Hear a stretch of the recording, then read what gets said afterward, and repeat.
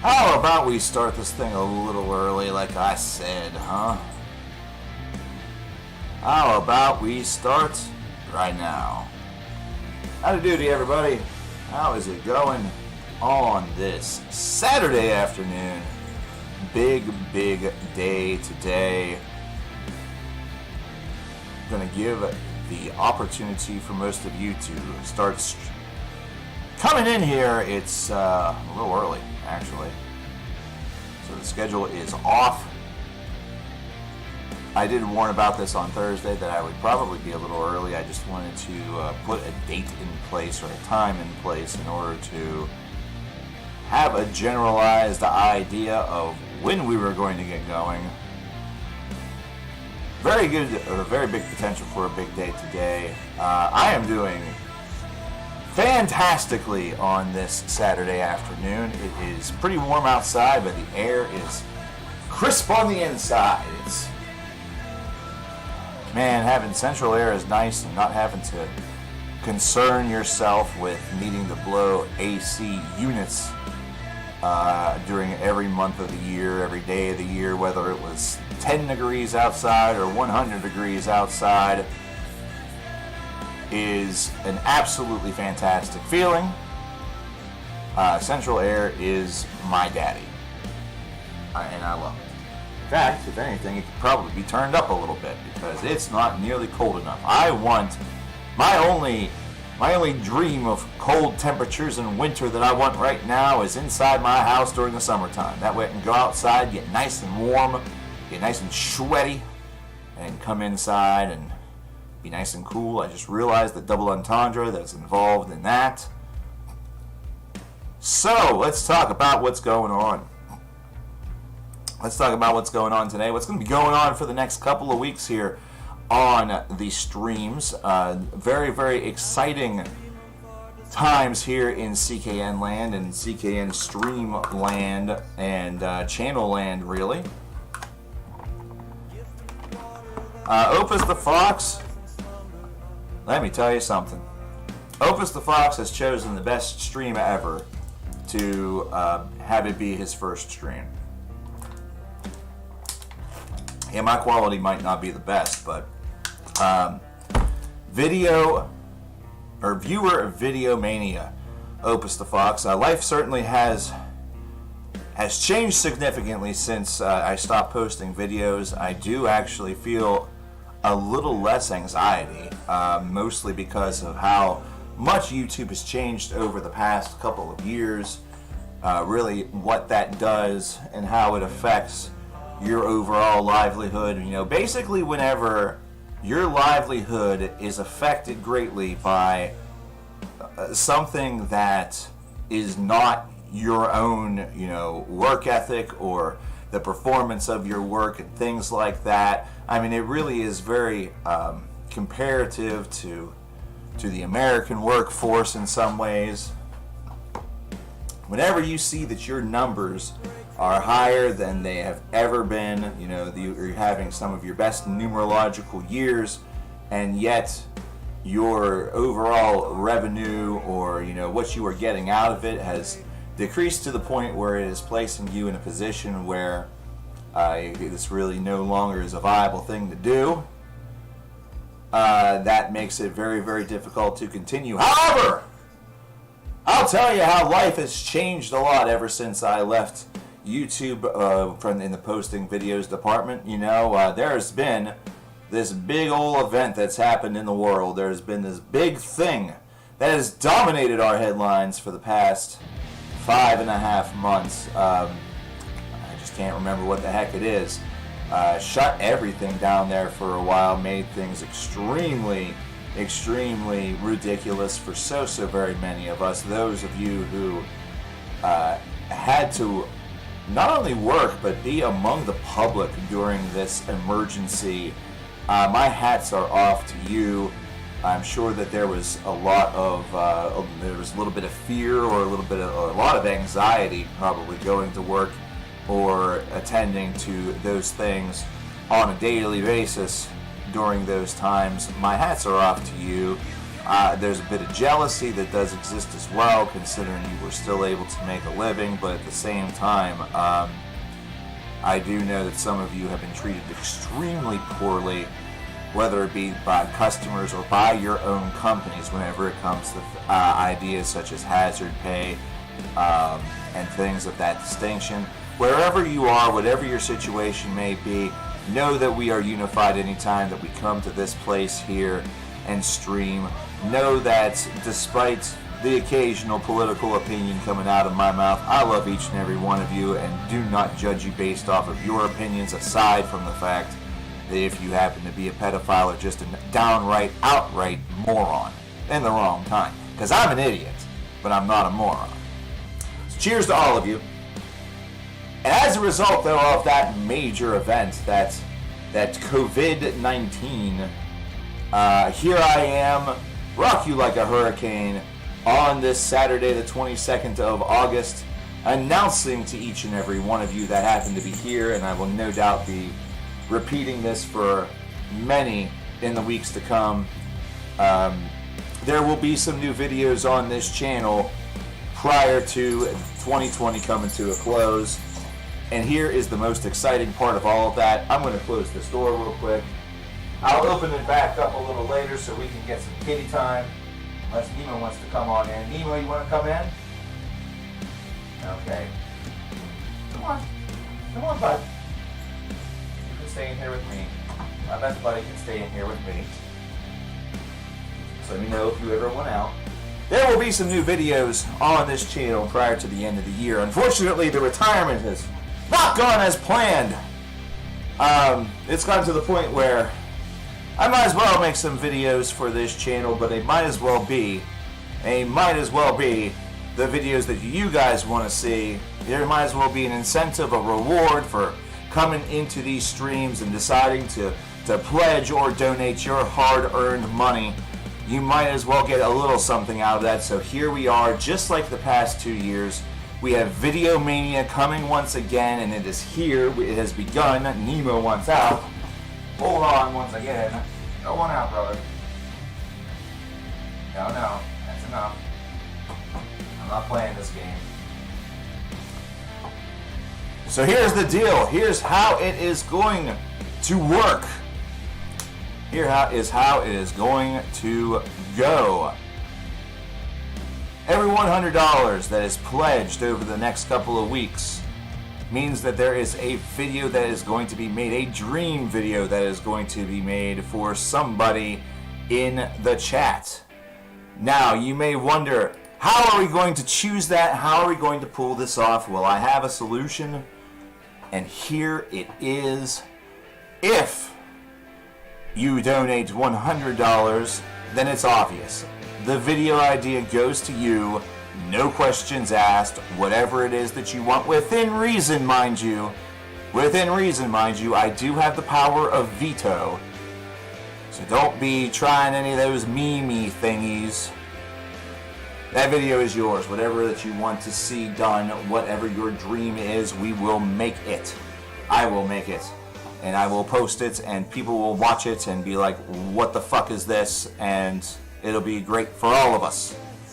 It will be great for all of us. Now, for those of you who, if it is under $100 and multiple people come together in order to make this video happen or to make that one a reality, then what we shall do is I will have a list of folks that helped fund that video, and we will go from there. We will either do a random spin of the wheel to see who wins that video, or if the people that are listed all have an idea of what they want that is very similar. For example, if each of them say that they really want a rank 'em all video, just as an example, then what we will do is that we will jot down those ideas individually, we will place them in a poll, and then we will let the audience decide which of them, which of those ideas take place. Now, if we have multiple ideas from multiple people, we'll get fancy, we'll do something, we're going to make sure that folks are able to get things done. Now, here's the thing. in order to make it fair, for those of you who have pledged toward multiple videos in this case, so let's say that you're a part of one and your idea gets there, then it is, we'll probably look toward another individual if you've already had one created in the situation where it has been, you were a part of a video, and there was a vote that needed to be taken and things like that. That way one person's ideas, if they're all good, don't dominate this. I want to make sure that as many people as possible can have some of their ideas transformed into reality. Unless, of course, we have somebody who just comes in and straight up drops $3,000, which then means they get 30 video ideas, no questions asked. So they best have a lot of ideas in their mind. I know somebody on Thursday was teasing at 2,000. Well, I think that might be what it would take in order for me to even consider Buckethead. You might remember that we had an incentive during the last stream event that we did near the end of the year, near the end of the channel, that was Buckethead-a-thon, that had a $5,000 goal. We may bring that back. I don't know. I don't care. At this point in time, the goal is that you see that little number to the left of the screen that says 0 videos funded. Well, whatever that number ends up being at the end of this series, at the end of this streaming campaign, that's the number of videos that we are going to make.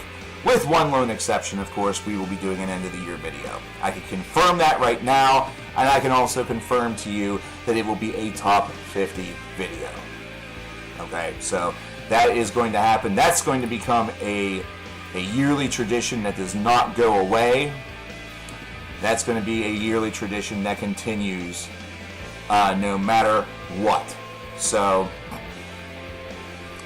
Evil Toad, I have a bone to pick with you. Not really a bone to pick. I have 21 songs of yours, and I was curious if that was a playlist that could be played a couple of songs at a time, or if that was one where your desire was for that to be played completely all at once. Because that is one super playlist that we have. Of course, the other belongs to Meatmun, and Evil Toad, you have missed some things. Let me just tell you, you have missed some things. James, you would not put me through the Buckethead-a-thon. I know that for a fact. I think I know very well who you happen to be. I could be very wrong, and I probably am. It's happened before. It'll happen again. But if you do pledge $100, then you will get a video of your choice. And, well, like I said, it's beyond reason. Or within reason. Not beyond reason. Oh, my God. Very, very simple. If you drop $1,000, you get 10 of them. No questions asked. If you drop 3,000, that's 30. No questions asked. It's crazy. It's crazy. So let me just tell you this, Evil Toad. I don't know if you are a follower of the Meatmunathon Spotify playlist. That would be a hard no, as it has exactly 0 followers. However, you missed Still Life by Opeth. I don't think you were here for that. You missed Time Part 1 by Wintersun. And recently, he has also donated for Sleep at the Edge of the Earth by Wild Run. And last stream, he put in for... And I'm the blame for this one. I am the blame for this one because it's true. I have not listened to The Astonishing in years. I have not actually popped in The Astonishing by Dream Theater in the years since its release. I moved on. I put that as far out of my mind as I possibly could. I did have to scrabble it, but let me tell you something. Open Scrabbler is a beautiful thing. I didn't have to actually sit down and listen to it. Praise be Jibbus. he put in for the astonishing on Thursday that is now a part of Meet Mon-a-thon. What if someone dropped 1 million? Well, oh boy. Just do the math. Do the math. If somebody dropped $1 million, the first thing I would do is use some of that money to visit them and kiss them. And depending on designation and comfort, and I may include tongue. That may happen. Oh boy. Well, we are starting off hot, ladies and gentlemen. We are starting off hot, ladies and gentlemen. It is cruel, but, you know, here's the thing. I would like to ask a legitimate question in chat. I would like to ask a legitimate question in chat. When was the last time that you listened to The Astonishing by Dream Theater? And as a second question, have you ever listened to The Astonishing by Dream Theater? I'm going to await those answers in chat while we await the fact that there's now 2 videos that we've already gotten created here in... Oh my gosh. And I'm using OBS Pro now, so I need to remember how to do things again.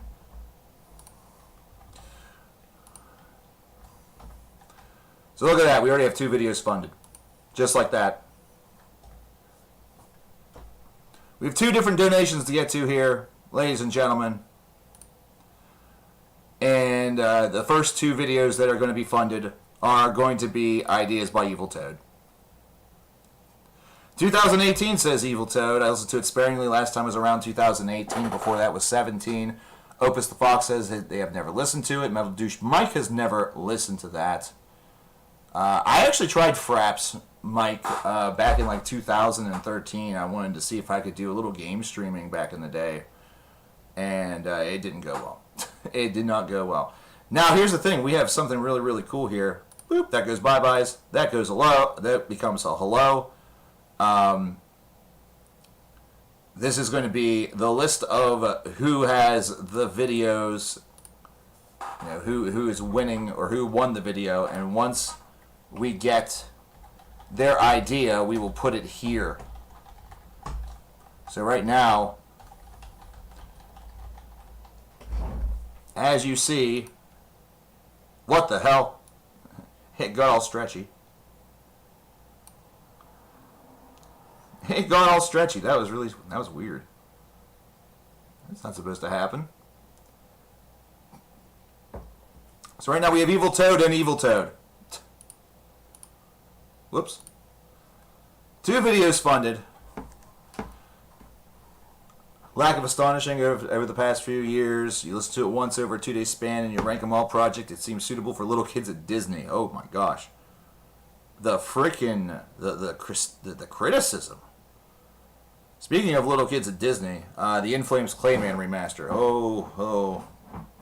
Oh, the sadness that surrounds all of us whenever it comes to that.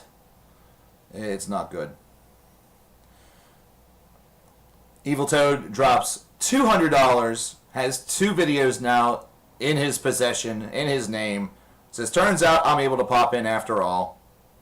And there he is. So Toad's going to get himself 2 videos of his choice. He'll probably discuss it with his family over the campfire in the Utah mountains. That way to make it good. And then we also have Ryan Mangold with a $20 drop. And you know, I'm seeing a correlation between this icon, this profile photo, and somebody in chat. I have a very, very strange idea that this donation belongs to Opus the Fox. If I am right, give me a hell yeah. Give me a hell yeah. And if I'm wrong, then give me I guess a hell no. Thank you very much. Either way, to both of you, that is insane. I now need to get up a little thingy over here First thing I have to do is type unleash the archers. So we need confirmation right now. Are you allowed to gift one of them to someone? That is an excellent question, and I will address that here in just a second. I do want to find out whether or not this is who I think it was.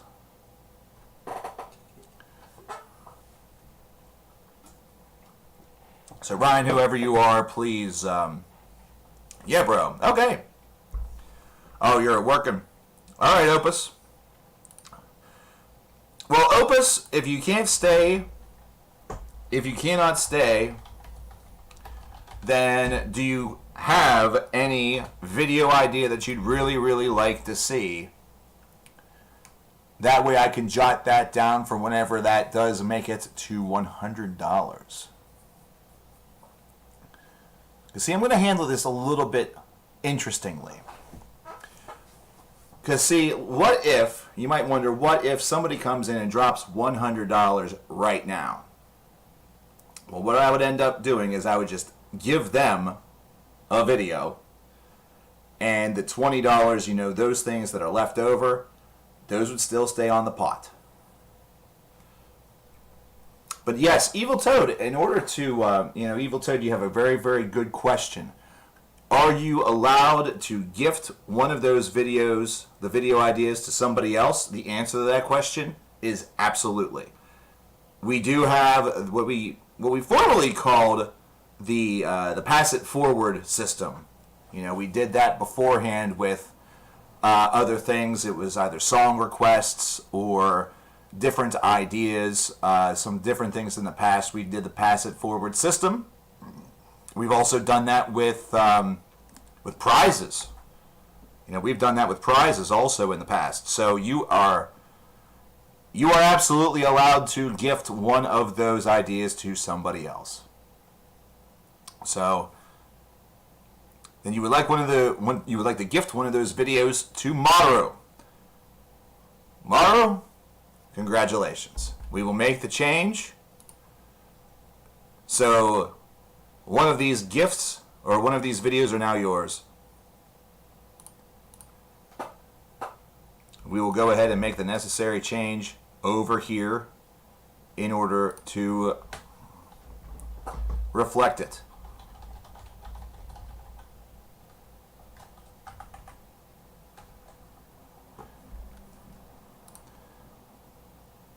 And I'm going to have to screw with this thing, it looks like, the whole entire time. I want a little more space than that. Okay, there we go. I'm just going to have to fuck with that every single time I touch it. That must be because I'm using something former, that was formerly something else. It was formerly the top 25 list that I had up there. So I may have to just make an actual, real life change to that instead of... I'm still getting the ropes of OBS Pro or whatever it is. OBS Studio, I think is what it's called. I'm still sort of getting the ropes with it. I've not really gotten a chance to sit down and just play around with it, just completely screw around and see all the neat stuff that I can do with it. Like, I know that we have scenes. I may be able just to place that into a different scene. Of course, if one thing that I need to do is maybe get a couple more monitors going. Pencil Pen asks, has Christmas or any of your cats ever coughed up a hairball? Yeah, Nemo is quite known for that, but he's a long-haired cat. He's a Siberian breed, so he's got all that hair for warmth. It makes him look fat. All that hair and everything makes him look really kind of chubby, but he's not. It's just the thickness of the multiple layers of fur that he has. But as a result of that, and as a result of the fact that he likes to clean and also likes to lick hair off of the carpet upstairs, he's a literal carpet muncher. Yeah, he's been known to have hairballs, and he also, he has a secondary problem. He eats too fast. So again, if Evil Toad kidnapped you, what would you let him do to you? I guess show me around Utah. I mean, what is he going to do? Kidnap me and take me to a record store? Holy shit. Like, you think he's... I don't exactly think Toady over there is planning on putting me in his basement as a sex slave, so... I really don't know what you're hinting at there. Well, Toad, since you're here and since you were just so kind, I'm going to pop on over here to the old Evil Toadathon playlist. Actually, you know, I made a mistake. I have made a mistake. Perhaps I can rectify that as we are streaming, and you didn't hear that. That didn't happen. For right now, I think I'm going to pop on a little of the new Unleash the Archers album, which I have heard, and I will disclose my opinion shortly. I'm a huge fan of some of these tracks, by the way. The first couple tracks that you heard, by the way, was Desert Traveler by Hum and Black Metallic by Catherine Wheel. Right now, we're going to play The Wind That Shapes the Land by Unleash the Archers. This is off of their brand new album entitled Abyss. Where are there record stores left? Online. In my mind, in my brain, I open a record store and it's huge and it has like everything from every genre, including ones I don't like. You know, because hey, if you're gonna have a record store, you have to have something for everybody. All right, you can't judge your customers for what they like. You know, unless there ever becomes a branch of music called like pedophile jazz or like, serial killer country music. Either that or I probably wouldn't carry anything by Lost Prophets, maybe.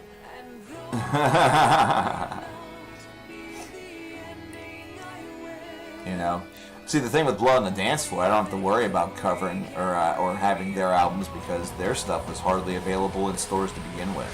A lot of that stuff was done either at Hot Topics or through like downloading stuff. Like they sold their own stuff. But anyway, what I should have done, or what I should do, is just make a Spotify playlist of Evil Toad's playlist du jour.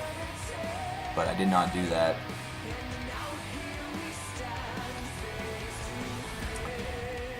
At least we're not shipping CKN to the gulags. I live in America, man. We are the gulag. We live in America. I live in America, and I'm not a member of the elite. I don't mean the wrestling stable. Is this a King Crimson t-shirt? It is not.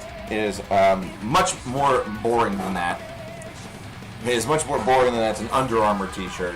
I like this because the material on it is very light. You know, it's not a very thick t-shirt. It's actually kind of hot outside. Which has been... It's been nice because it's been a little bit cooler lately. And this will mean that tonight it'll be a little steamier. It'll be really nice to sit outside. But we are currently listening to Unleash the Archers. The song is entitled The Wind That Shapes the Land. This is off of their brand spanking new album Abyss, which was released one day ago, yesterday, Friday, via your favorite streaming site and whoever they're actually on record label was. My apologies for not knowing off the top of my gourd. This is a really good, this is an incredibly good album. There's a couple things about this that I really enjoy a lot, and that's the fact that for being, power metal with that little slice of death metal or metalcore, whatever you want to really call it, it sort of sounds like that. It sounds like this year's The Liberation a little bit from Disillusion, only in a completely different genre setting. It sounds like one that does have a very deep and distinct message of hopefulness or of empowerment. It does feel like it has a very tremendous story that's built around it. and built around it, while also exhibiting fantastic, or taking some great,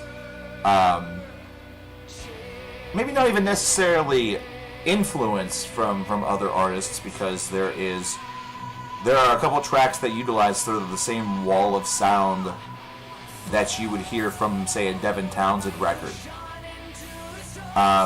Whenever you consider where Unleash the Archers began back in 2009, comparative to where they are right now, they have improved in leaps and bounds. Their material has become a lot more of its own sort of entity, as opposed to feeling like it fit really tightly and neatly into a specific genre setting, or, you know, a specific grouping of artists.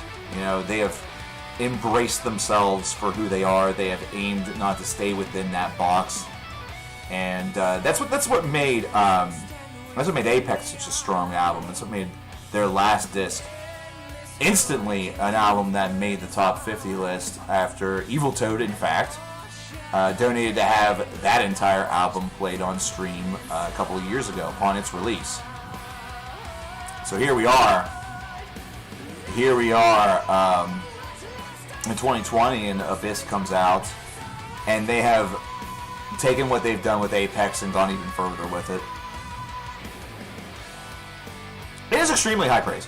And the reason why it's high praise isn't because, you know, Devin is like the godhead of metal, where if you get that comparison, you might as well, you know, kiss his feet and count your lucky stars and blessings. It's just that it is a sound font or an idea that a lot of artists have tried without necessarily wanting to, because of the loudness wars or things of that variety. So based off of how albums have been mixed and how albums have been mastered, we've gotten that wall of sound a lot, but it's not been within the same idea of trying to have the sound come together and actually be utilized as something more than just making the end product as loud as possible.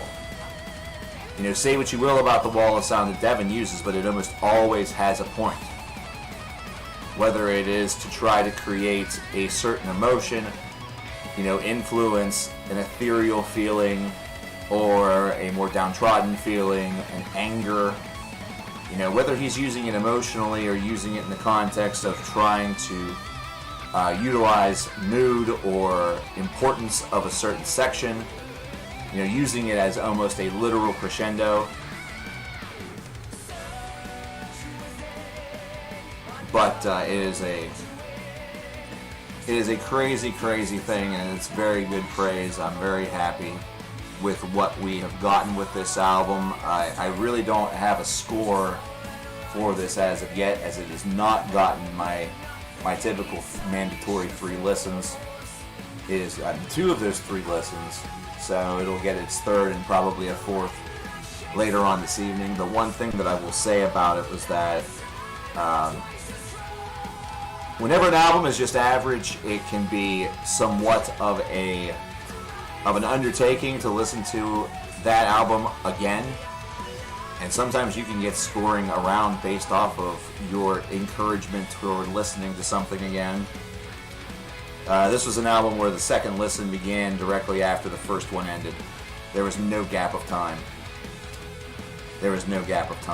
And the only reason why I didn't get the 3rd listen last evening was simply because I did not want to start a listen that would have been done prior. You know, I would have been asleep before it ended, because I was getting quite tired.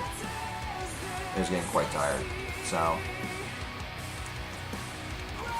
anyone here a fan of Grim Reaper? Good old school thrash. How you doing, interdimensional entity? You're like the Matt Hardy of life. Finglish alert. Oh dear. I think that means that I'm about to be pronouncing things. Speaking of, I'm about to be pronouncing things awfully. As I do. It's really one of my most endearing features.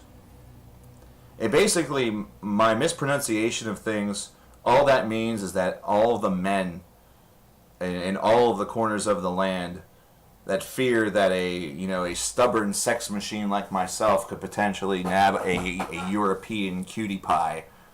Have nothing to fear, considering I couldn't pronounce my way out of a wet paper bag, let alone a dry one. And heck, if the paper bag was actually like a paper cup that was the size of a thimble, I still couldn't pronounce my way out of it.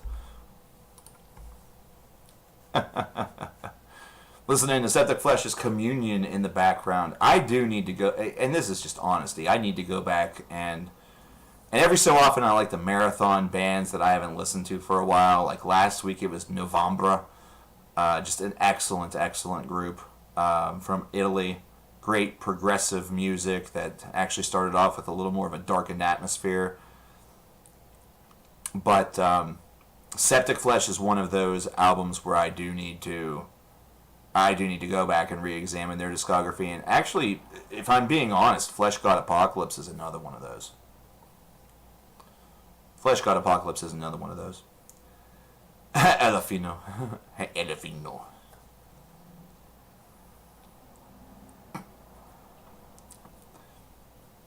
I feel like based off of that joke, I should play some Elephantry stuff. Like I should probably like play Bird. Helsinki. And how could you? I think I am going to play that. Oh, I hit the little cone again. What? I don't even know what application that even is.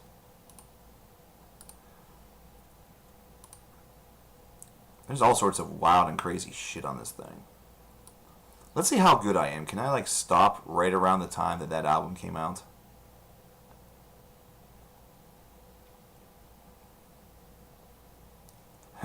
I think the answer to this question is no.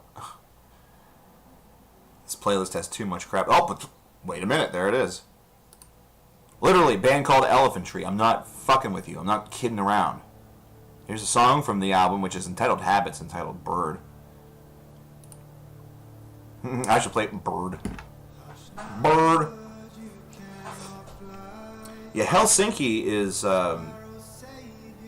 in all honesty, that's like easy mode. That is easy mode finish. Hard mode finish is probably what I'm about to have to read, based off of the fact that Motto has given generously a $20 donation because of the kind soul that she is. Even though she already has a video idea in her back pocket, she's got it. We have Adam Owen Road with Interstellar Friends, Aja Puritan, or Pertinen, and Brooklyn, or Brooklinen Satu, with Route Salinen Maja Talo. What I should probably do is I should just take my time with this stuff. I'm trying to be all impressive and be like, blah, blah, blah, blah, blah, but no, I can't do that.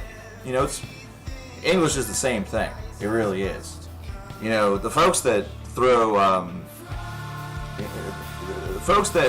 speak English that are not from America, I love hearing y'all speak English because we have all this slang and all this gobbledygook nonsense. That's nice to hear the language spoken purely, like an old, novel from the 1800s. I just have to say that. And finally, we have Ye Brandish Privateers with Rowing with One Hand. P.S. $15 for the tracks and the rest for the RNG. Which means Maru wants 5 recommendations. Now y'all are going to see what this is all about. For those of you who missed this, whenever we did this last week, and Evil Toad, you may have missed this too, but you probably don't even need it. Oh my god, I hope Meatmun's not here. Why are you giving Meatmun bad ideas? I hope he's not here yet. Wink, wink, nudge, nudge. Don't give him bad ideas. Don't give him bad ideas. Those are bad ideas. This is a great song, by the way. I love it. So we have a couple things we got to do. First thing is we got to take that 20 that's right there. You see that 20? You see it? You see it? Well, it's not 20 anymore. Now it's 40. There it is. Ta-da. We're going to play those songs by Maru. Well, not by Maru. Though if she played songs, had music, I would certainly play them. Just like we have played some from Nazarenes, which, again, I will say, she did a cover of Where Dead Angels Lie by Dissection with the growls, and I have to say, not bad. I feel like it was only hindered by one obvious thing, and that was the fact that it's a home job. You know, it's demo quality. It's really, really hard whenever you're doing a cover and you're like a one-person show to try to mix things very well. Like, if you listen to it and you think, man, those growls sound a little muddy, or they sound a little high up on the mix, that's because you're taking a full-fledged mixed backing song and placing your vocals into it. It's not an easy feat to do, trust me. I tried it back in like 2008 and failed magnificently. You know, it's almost a thankful thing that YouTube rejected the video. So, what is RNG, you might be wondering? RNG stands for Random Number Generator. Random Number Generator. We covered Dissection, one of our good friends here, who may be in the stream later on tonight, Nazarenes, I believe it's called Nazarenes Metal Covers. I don't remember the exact way the phrasing is of the channel.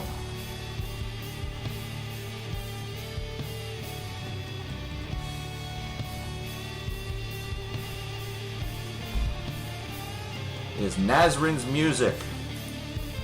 I'm going to drop the link for her YouTube. Actually, I'm going to drop it in chat here.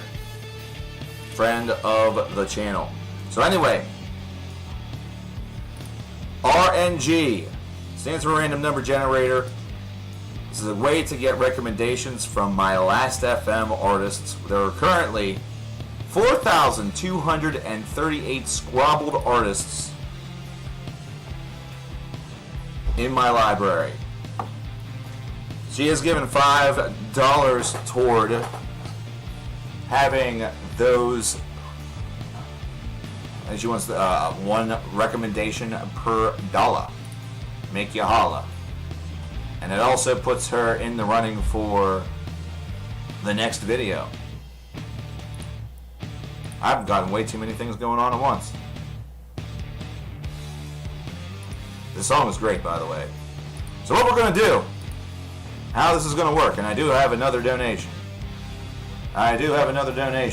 To talk about here shortly, but we're going to get this rolling momentarily. What we're going to do is I'm going to go into my artists over there. We are going to roll 5 numbers using a random number generator, thoughtfully provided to us by Google. I'm going to go to the number that is associated with that band, and it's based off of the total number of plays. So if you get number 1, by the way, I will just spoil it for you. If you get number 1, you're listening to Opeth, as they are in the lead, and they are in the lead big by almost 700 scrabbles. No surprise. My friend Rob was here, he'd be like, well, that's not all that surprising, I figured the gap would be bigger.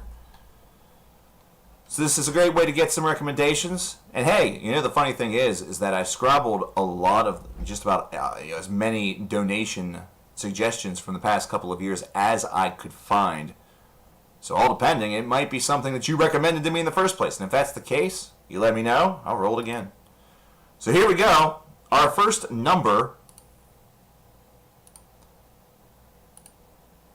is number 577. So I go over here to my Last FM. I know that's not on screen, and I apologize for that. All the kinks are not quite out yet. And 577 is Entombed. Entombed is the first recommendation. Now remember, these recommendations aren't always for new bands. Things that you're unaware of or unfamiliar with. The RNG project can also serve it can also serve as an influence for what you should maybe consider listening to tonight. What you maybe should consider listening to this evening.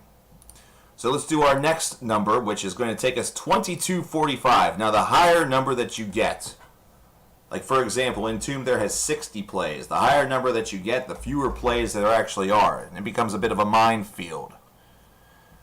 2248 with 7 plays, we have Psy Opus. Psy Opus is pretty crazy. I'm going to actually put that in chat.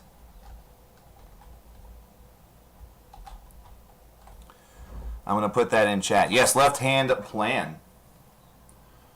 My leader is in the lead by 1,500 Scrabbles. That's true because you went nuts with Trivium. That is 7 whole Scrabbles. So that's number 2. Choice number 3. We spin the wheel. We get 2328. We don't have to go very far. 2328. If I could type also, I would be dangerous because I almost made it 238, which would have been funny. Pia Mater. I will type that again in chat. That's actually one from... That is actually one from right here in these streams. Pia Mater.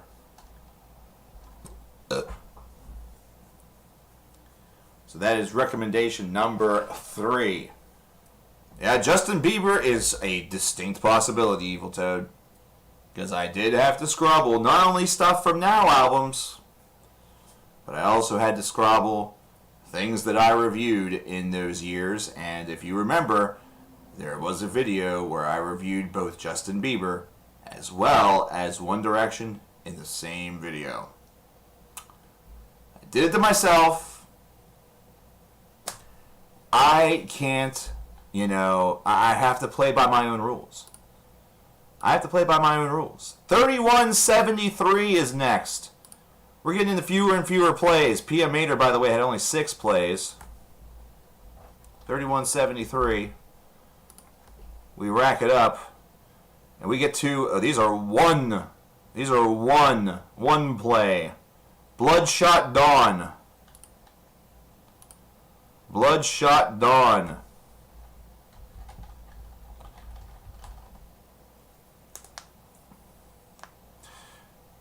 That is 4 out of the 5. We are about to do the 5th and final RNG selection right now. And that takes us even deeper to selection number 3469. Nice. I am a child. 3469 is going to give us and yield us... I don't know who that is.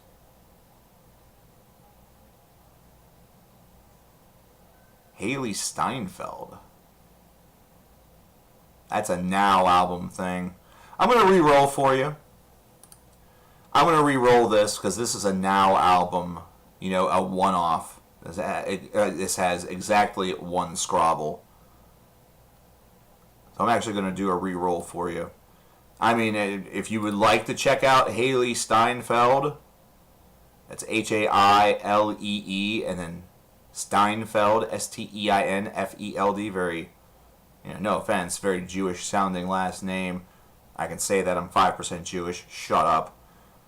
You feel free to do that if you want to do that, but I am going to give you a re-roll since I know that is a Now album. As a Now album artist. So the real final one, we're going to go with 469. So we're going backwards. We're going to be getting one that has quite a number of Scrabbles to finish things off. Interesting selection, actually, with 78 Scrabbles. This is mostly because this was played a lot at the music store, and then I also played it a bit during my own leisure. Mumford & Sons. Mumford & Sons is the final selection here in the RNG project. So Mumford & Sons will be it. That's it. I hope that you are satisfied with your selections. Not that there's really much that can be done about it, because RNG is RNG. Sometimes it works in your favor. Sometimes It does not. So before we get to this, I promise you, I swear to you, I'm going to read off this other donation that we have received. You have to realize I'm a very low-tech guy, so a lot of this stuff I'm sort of doing all at once. So Interstellar Friends by Alta Mullen Road is going to be up next. I believe that you recommended Underwater the last time that we convened. I feel like this is going to be Scrabble number 2 for these guys. Let's go. We're going to get that going. Keep metal alive. It's doing pretty well. Hi, Hollow Within. Nice to see you. Thanks for stopping by for the first day of viewer Videomania. We already have 2 videos funded. We are working on actually video number 3. Cameron Crawford, by the way, with the $6. I wanted to thank you for that. I apologize that we took a little bit of time in order to get to that. Cameron, do me a favor. What is your name in chat? Also, the $6 came with the message of Sodom Napalm in the morning.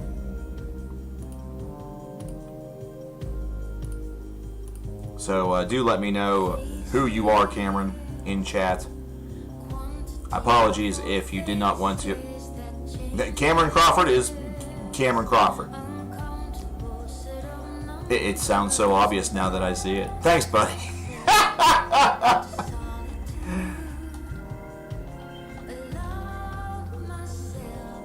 Well, Maru, Opus the Fox, and Cameron Crawford, right now you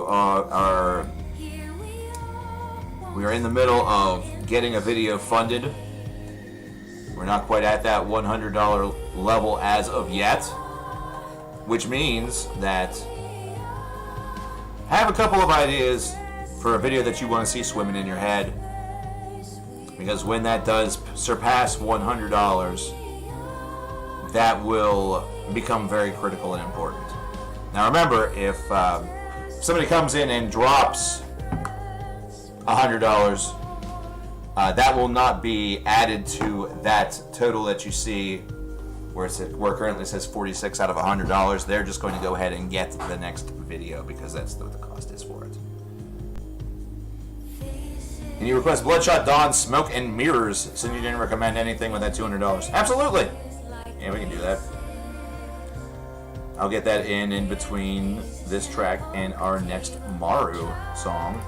And what I'll also do, Evil Toad, is if the queue becomes empty, I will start with the Mega Queue.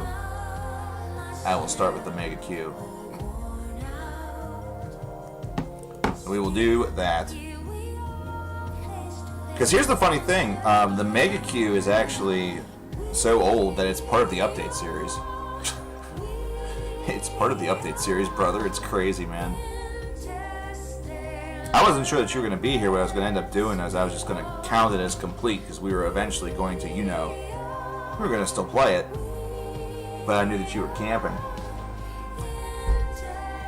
This is currently Alta Mullen Road with the song Interstellar Friends.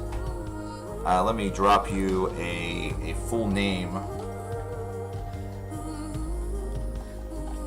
I want to make sure that I get that correctly. Altamull. Is that an A? Ah, that is an A. God damn it. I made it an E. Yeah, if you pop over to... if you pop that into Spotify, you will find a grand total of 3 singles that are available at the moment. Their new album, or should I say their debut album, as Maru stated earlier, will be, or should be due out, was that later on this year, you were saying? Thoughts on the new Black Crown Initiate album? I'm a fan of it. I enjoy it. My consideration of it is that it's definitely a top 15 album for me. I know that there are others that enjoyed it a whole heck of a lot more, and that's fine. I enjoyed it quite a bit. Really, whenever it comes to things I need to add in to that top 25 that I had posted back in June, I mean, it's going to be competitive. it's going to be very, very competitive, as there's right now 4, 5, 6, 7, 8. There's 9 more albums that need to be considered for that list, and a couple of them I know are guaranteed to get in, which means that, thank goodness we're going to be doing a top 50 list at the end of the year, and that really doesn't matter. It doesn't mean that albums such as Endless Wound by Black Curse truly get off the list, or Bloodletting by Mountaineer, Weapons of Tomorrow by Warbringer, or Redneck Vikings from Hell by Aether Realm. All extremely good albums within their own right.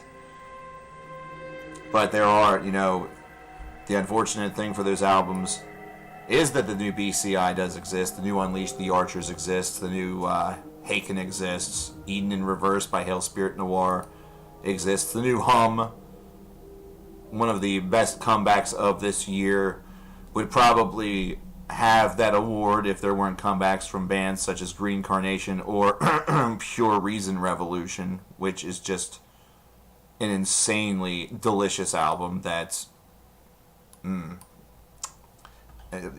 tasty. Tasty.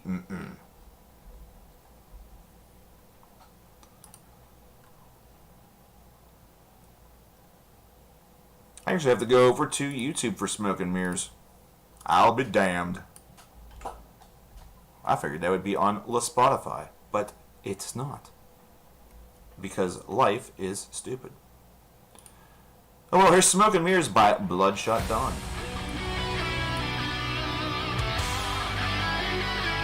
Since it's on YouTube, do give me a bit of information about the overall sound on that. Is it too loud? Is it not loud enough? Do give me some information if you would be so pleased. I'm going to do a numbers game in future streams. You know what? That's something that we could potentially do. We could get the folks that have not, the folks that, that'd be really hard to do among just a couple of people. It's more fun to do it whenever the whole entire stream is spamming chat. More fun to do when the whole entire chat is spamming. So I'm sure that we'll do it in future streams for some reason. For some reason or other, there will be a way for that to come into play. Or it's something where if somebody does not want all, like if somebody were to donate for 3 or 4 video ideas, or 10 videos, or whatever it might be, and they decide, hey, give one to the chat, auction it off, then we would definitely use the numbers game for that. That would be a really, really super cool thing to do. The only reason why I don't use the numbers game in general for each video idea is that, for one, if you donate and you don't get a video idea, then what the hell is the point? If you donate $100 and you're not getting that guaranteed, what is the point? And it's not that I don't want to reward potentially someone who doesn't donate. That's fine. If somebody donates and gives you a video idea, passes it forward, that's fine by me. I have no problem with that. And using the numbers game like that, I have no problem with that either. But those who participate in the way in which the whole thing is sort of set up for, those are the ones that should get the priority. That's what I'm saying. This and that with CKN, you can get a little of this and a little bit of that, and a little bit of this and a little bit of that, a little bit of this and a little bit of that. You can get with this and with this. Sunday Live is, from what I understand, an extremely great experience. And then again, I would love to hear the Sinking Bell Blue Sheep perform live, because that song is amazing. That is easily my favorite song of Sun's, and it's not even just a Sun song, it's a collaborative effort between them and Boris. So, I don't know if I can really count that. Can I count that? Is that legal? Of course I can. I can do whatever I want.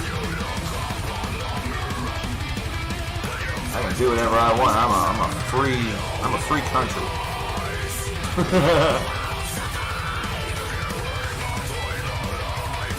I am a free country. And you know the cool thing about Spotify? I mean, you could do this with YouTube links too. Like, hey, if you really, really like the song that you're hearing right now, guess what? There it is right there. There's what we're listening to currently. There's Bloodshot Dawn with Smoke and Mirrors. That's it. How fun is that? How neat is that?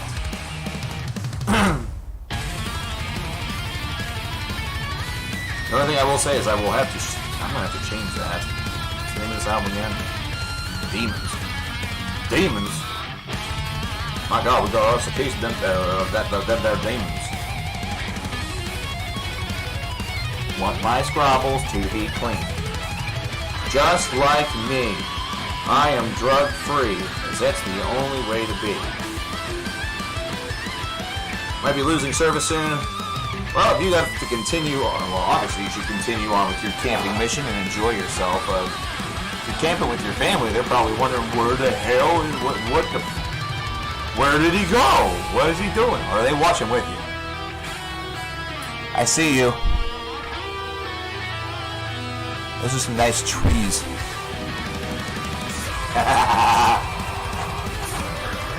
Oh, hey, Shaker, how's it going? I'm unable to donate due to outside things in my life.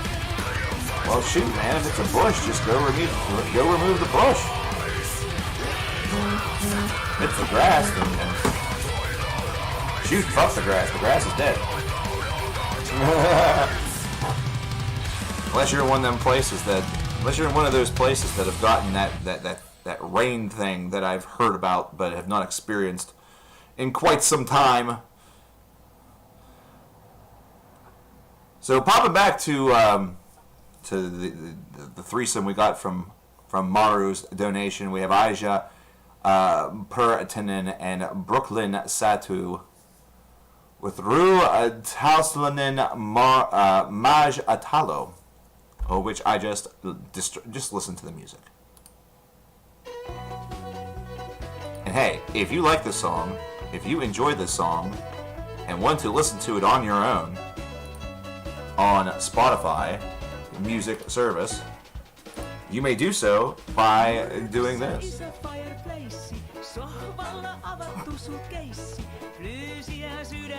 Yeah, rain doesn't exist anymore. Like, rain doesn't make sense. You're in the mountains.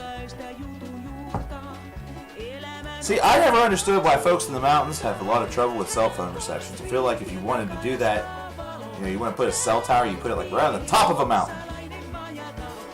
But of course, then there's those pesky trees. Those pesky tree things.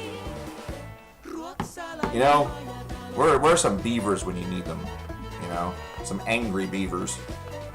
Come around, take their teeth to the trees. Do all that fun stuff. Is this like Orphan Land? No. No, I would not say that. No. Though I will say, Maru, I'm not sure if you are knowledgeable with the name Blues Hills. But they just released a new album yesterday, in case you were unaware. And I don't know what it is about it, but whenever I listened to it, I thought about you. I thought, she probably would dig this. It's a little, I do have a criticism of the album, and the criticism is that it feels like it's a little too,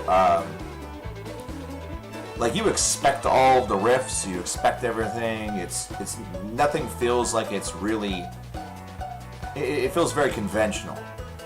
It feels very, very conventional, but the conventions that they use are decent, Blues Pills is a pretty good group, so you may want to check it out. Haven't listened to it yet? Yeah, I listened to a couple of the tracks yesterday, and you were the first person I thought of.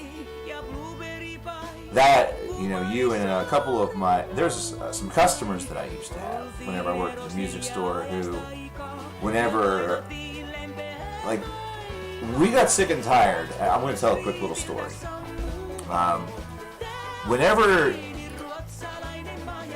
I worked at the store, there were certain things that we were really expected to listen to. You know, there was the expectation. Up next, by the way, is going to be Ye Banished Privateers with Rowing with One Hand. I will drop a link to the song once it gets started in chat. In fact, I'll try to do that with each track that we play. For those of you who are playing along at home and may want to listen later on or add it to a playlist. Hey, how about that? How about that? There's something for you. Somebody out there with the ability to do this while this is all going on, make a playlist of every single song played in CKN streams and toss it on Spotify or something like that. Anyway, here this is. Now, I'll see you later, Evil Toad. Take care, man. But here's that track. But whenever I worked at the store, there was expectations to what we were to listen to, or what we were supposed to listen to. And let me just tell you this: my manager, both of my managers, like whenever I first got started, I didn't start off in the position that I was in, but basically all of us we were fed up with the shit that they fed us to listen to. When are we going to do the astonishing? That's something we could potentially do today if Meatman happens to come in to chat. I only play donations if that person is in chat.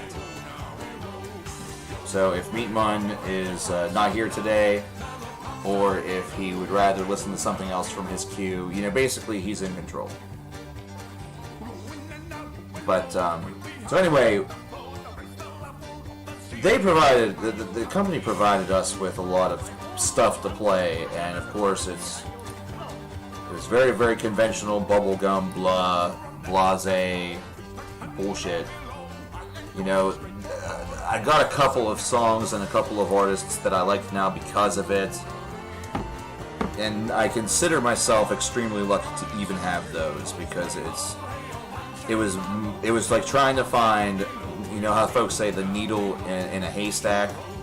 Here's the thing. Finding a needle in a haystack is easy if you roll around the haystack enough. It's eventually going to either stab you in the ass or you're going to run into it with your eye. This was like trying to find a needle that had a specific color on its tip in a haystack full of needles that all had colors on their tip. It was just a lot of blah. So anyhow, we took every opportunity that we could. To not play that stuff. We had a 5-disc CD changer that we had rigged up to the speaker system in the store, and actually that was meant to be I think it was actually an old disc system that they used prior to having the TVs that had little music videos that went along with stuff and everything. But anyway, I had customers that came in, and whenever we started selling magazines, they would buy the classic rock magazines. That also they were the same magazine company that would do Prog magazine, which I do have a couple of copies of Prog magazines, including this one over here that I'm a huge fan of. I just dropped something else, but oh well. I have this right here, and this is awesome. I think this is, it's a super cool magazine. It is a little bit expensive because you do get a lot of, you kind of get a lot from it. You kind of do get a lot from it. Like, for example, inside this collection here, good gosh, you get all sorts of stuff.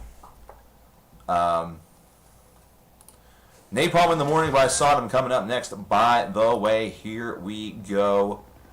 Thanks again to Cameron for this right here, for this song.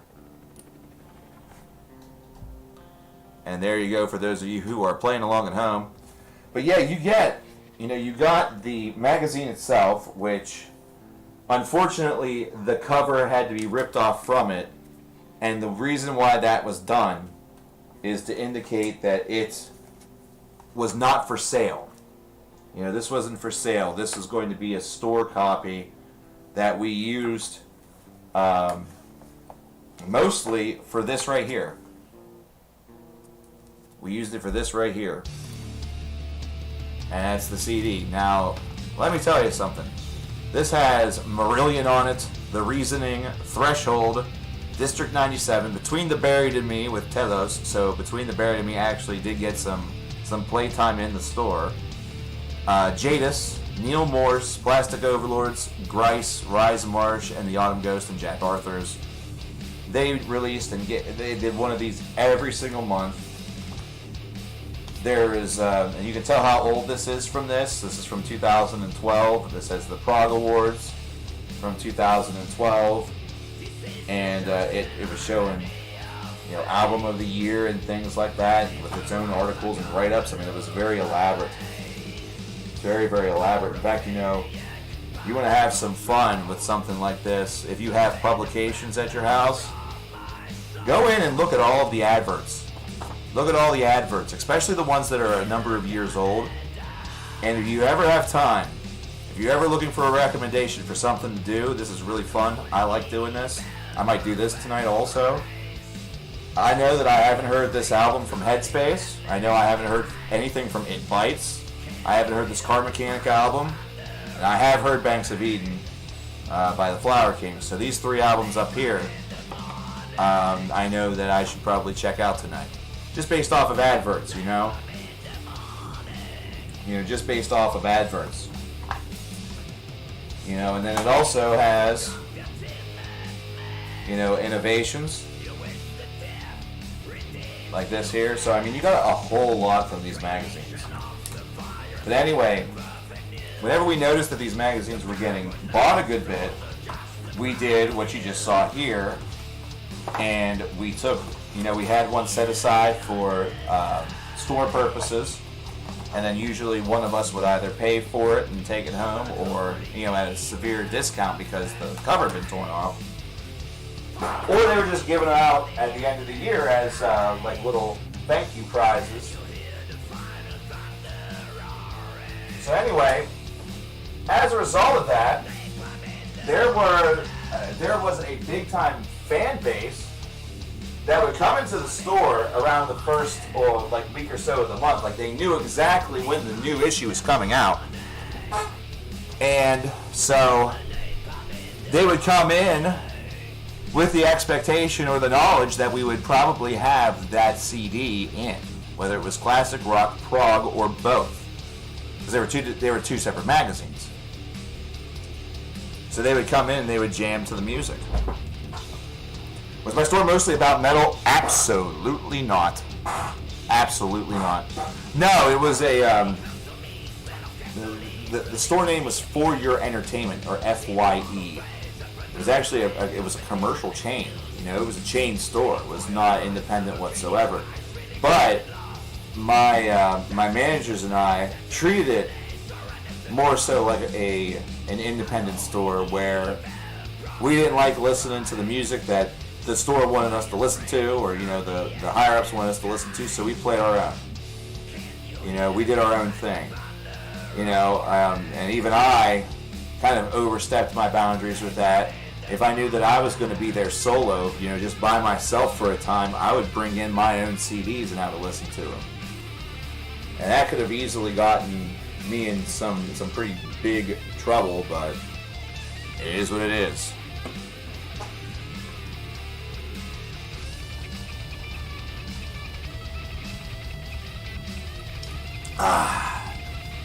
But at any rate,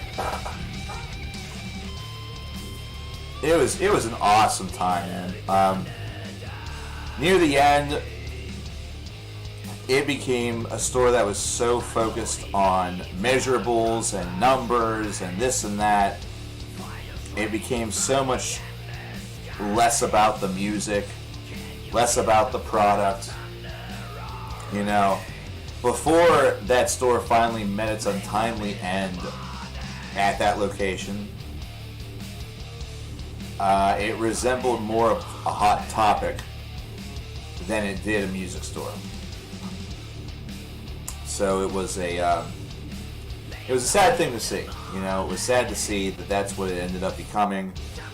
That's what came of it, and etc. But you know, that's just what happens. And it's just what happens, sadly. So what are you gonna do? There's not much that you can do whenever it comes to that. So it was.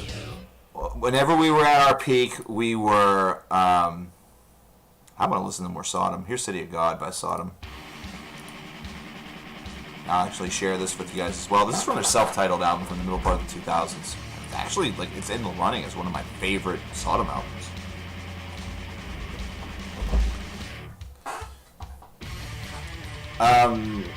Rendell, if the store that I was in was nothing but heavy metal, I would spend way too much money as well. Although I will say it didn't matter that wasn't just heavy metal. You know, I spent way too much money in that store as it stood because I like other stuff as well. So, my collection actually got shrunk by about 300 or so albums 1 or 2 years ago because I had a big CD sale. You know, for the fans of the CKN Facebook page. Or those who follow me on Instagram or whatever, you know, anybody who saw them. And I also had a number of streams where I was showing them off back then too. You know, so it's just, you know, what are you gonna do? When I worked at Lowe's night shift, we would hook up the Bluetooth and jam out the metal. Hell yeah, dude. You know, how's it going, Blackwater Rise? Missy Gann had the opposite situation happen to her at the Home Depot, where her higher-ups and I guess it was a very cliquey style place. And I have a feeling if I knew this area, the type of music they love had a lot of twang in it, you know what I'm saying? Like a lot of Brant McGilbert, Jason Aldean, and all that other bullshit. It's my favorite Sodom album. You know, if I were to select, it'd probably be very, very close between this album here and Agent Orange. I know Agent Orange is a bit of a typical pick, but I really like it. Epitome of Torture's up there too. It's also very good, very strong. Jordan Cummins, how's it going, my friend? Favorite Creator album? Come on, man. Come on. Phantom Antichrist. I still love that album to this day. I love that album to this day. Arita Dutta asks, do you think that after the fall apart, City Burials was a bit disappointing? I still think that City Burials is a terrific album. But, yeah, a little bit. And I think the reason why was that with the Fall of Hearts, it seemed like they just laid it all out on the table and went for the most diverse, you know, different album that they have done during this run. You know, it was probably their most creatively diverse since probably Discouraged Ones or even like Last Fair Deal Gone Down. Notwithstanding what they were able to do with albums such as like Viva Emptiness or even Night is the New Day, but like it just felt like it was such a big album. It was such a surprise. It was a very big surprise whenever I popped that on for the very first time. It's just, you know, City Burials was disappointing, but at the same time it was also a strong album in that more traditional sense. You know, they decided to go the route of trying to update or make better this, you know, or go deeper with the formula they had in the 2000s. You know, and really ever since the single came out, I really have always wanted to hear a Catatonia album based off of the writing of Unfurl. City Burials did not necessarily do that. So my dream is still yet to be realized. It might be a dream that ends up a nightmare. It might not end up being as good as Unfurl is. I love that song just to pieces. But, it is what it is. It is what it is. City of Heart, City Burials, though, still is a top 25 album. It's still a very important album for this year. But it's really difficult whenever you're,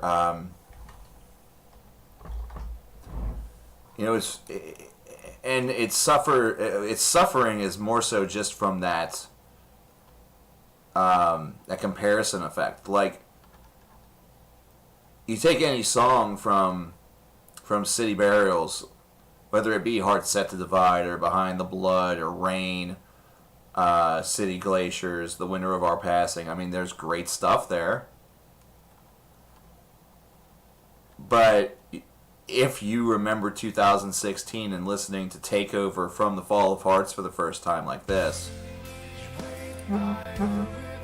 your initial thought process is, whoa, this is something special. And there's the link for it for all of you Spotify folks. Opinion on Exhorter. I like Exhorter. I think they're pretty good.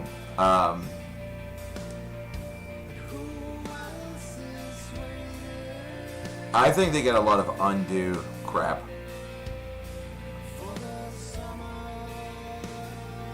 Yeah, see, like, Gyro, you and I think we've discussed this before, maybe in a stream, that style of Catatonia, it's something where it feels like they are willing to commit in short bursts, but they're never willing to sort of go whole hog with it, which I respect to a certain degree. Because other artists, we've seen other artists go halfway with stuff and it doesn't work for them. It makes the albums feel really, really weak or disjointed. Whereas other artists go full hog with ideas, such as Ludwig Mansanis or letting Jeff Tate touch Frequency Unknown, letting Rob Flynn, essentially give us the awfulness, which is Catharsis, just to name a few, and it doesn't work out. You know what I mean?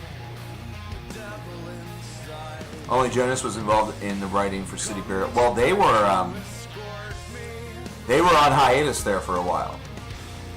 Catatonia was on hiatus after the touring cycle for City Burial, or the Fall of Hearts, and many actually thought that it was going to be quite some time before they were going to be releasing anything again. And then, Jonas had a lot of material prepared, and they just decided to record the stuff. They recorded it, and I think they did it in the hopes that there was going to be a little bit of like a jump start to that creative side, but it never really came to fruition, which is unfortunate. But you still have an excellent album. You still have an excellent album, but even whenever you listen to it, it feels very very personal, and that might be part of the reason why it is a stronger album. Best At the Gates album, I'm always a big fan. As my phone attempted to censor me. I guarantee you that right there, that is an ad, and it's probably hysterical. But anyway, I'm typical whenever it comes to At the Gates. I love Slaughter of the Soul. I love that album. It's just a great disc. It's just an absolutely fantastic disc. Favorite vocalists in prog metal? I've always been a big fan of James LeBray. I don't care what people say. I really don't. Because whenever James LeBray was at his peak, his vocals were insane. They were terrific. Russell Allen is also terrific. Symphony X has been a tremendous project. There have been no real duds in Symphony X's library. Why he was involved with Adrenaline Mob, whatever. We're going to go far and beyond that.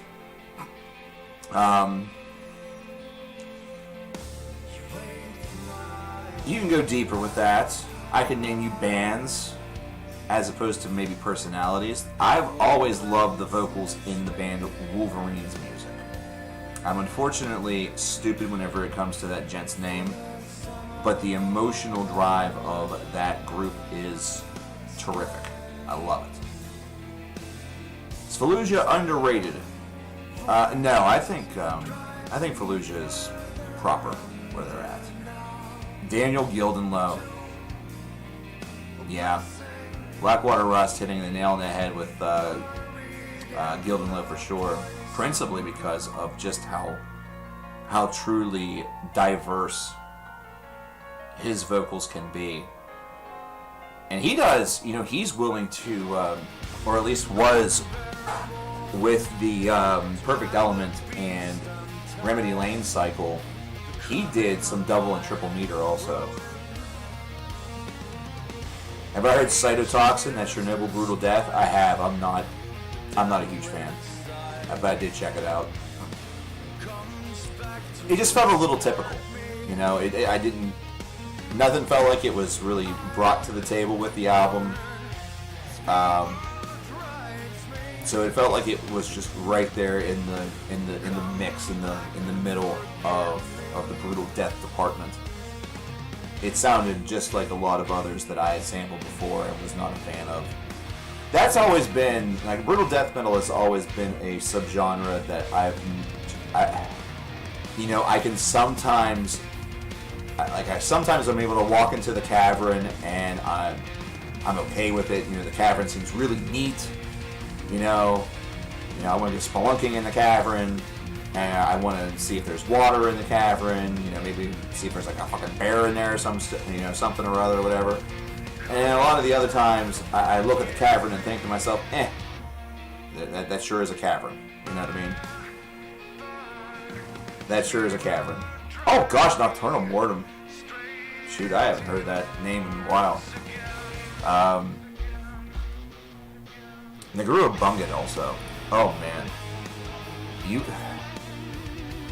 I think where I sometimes get lost, but always whenever I return to the stuff, I always really like it, are any bands that are more avant-garde or sort of push limits of black metal as well. So Naguru Bungit, for example, been doing that for a long time.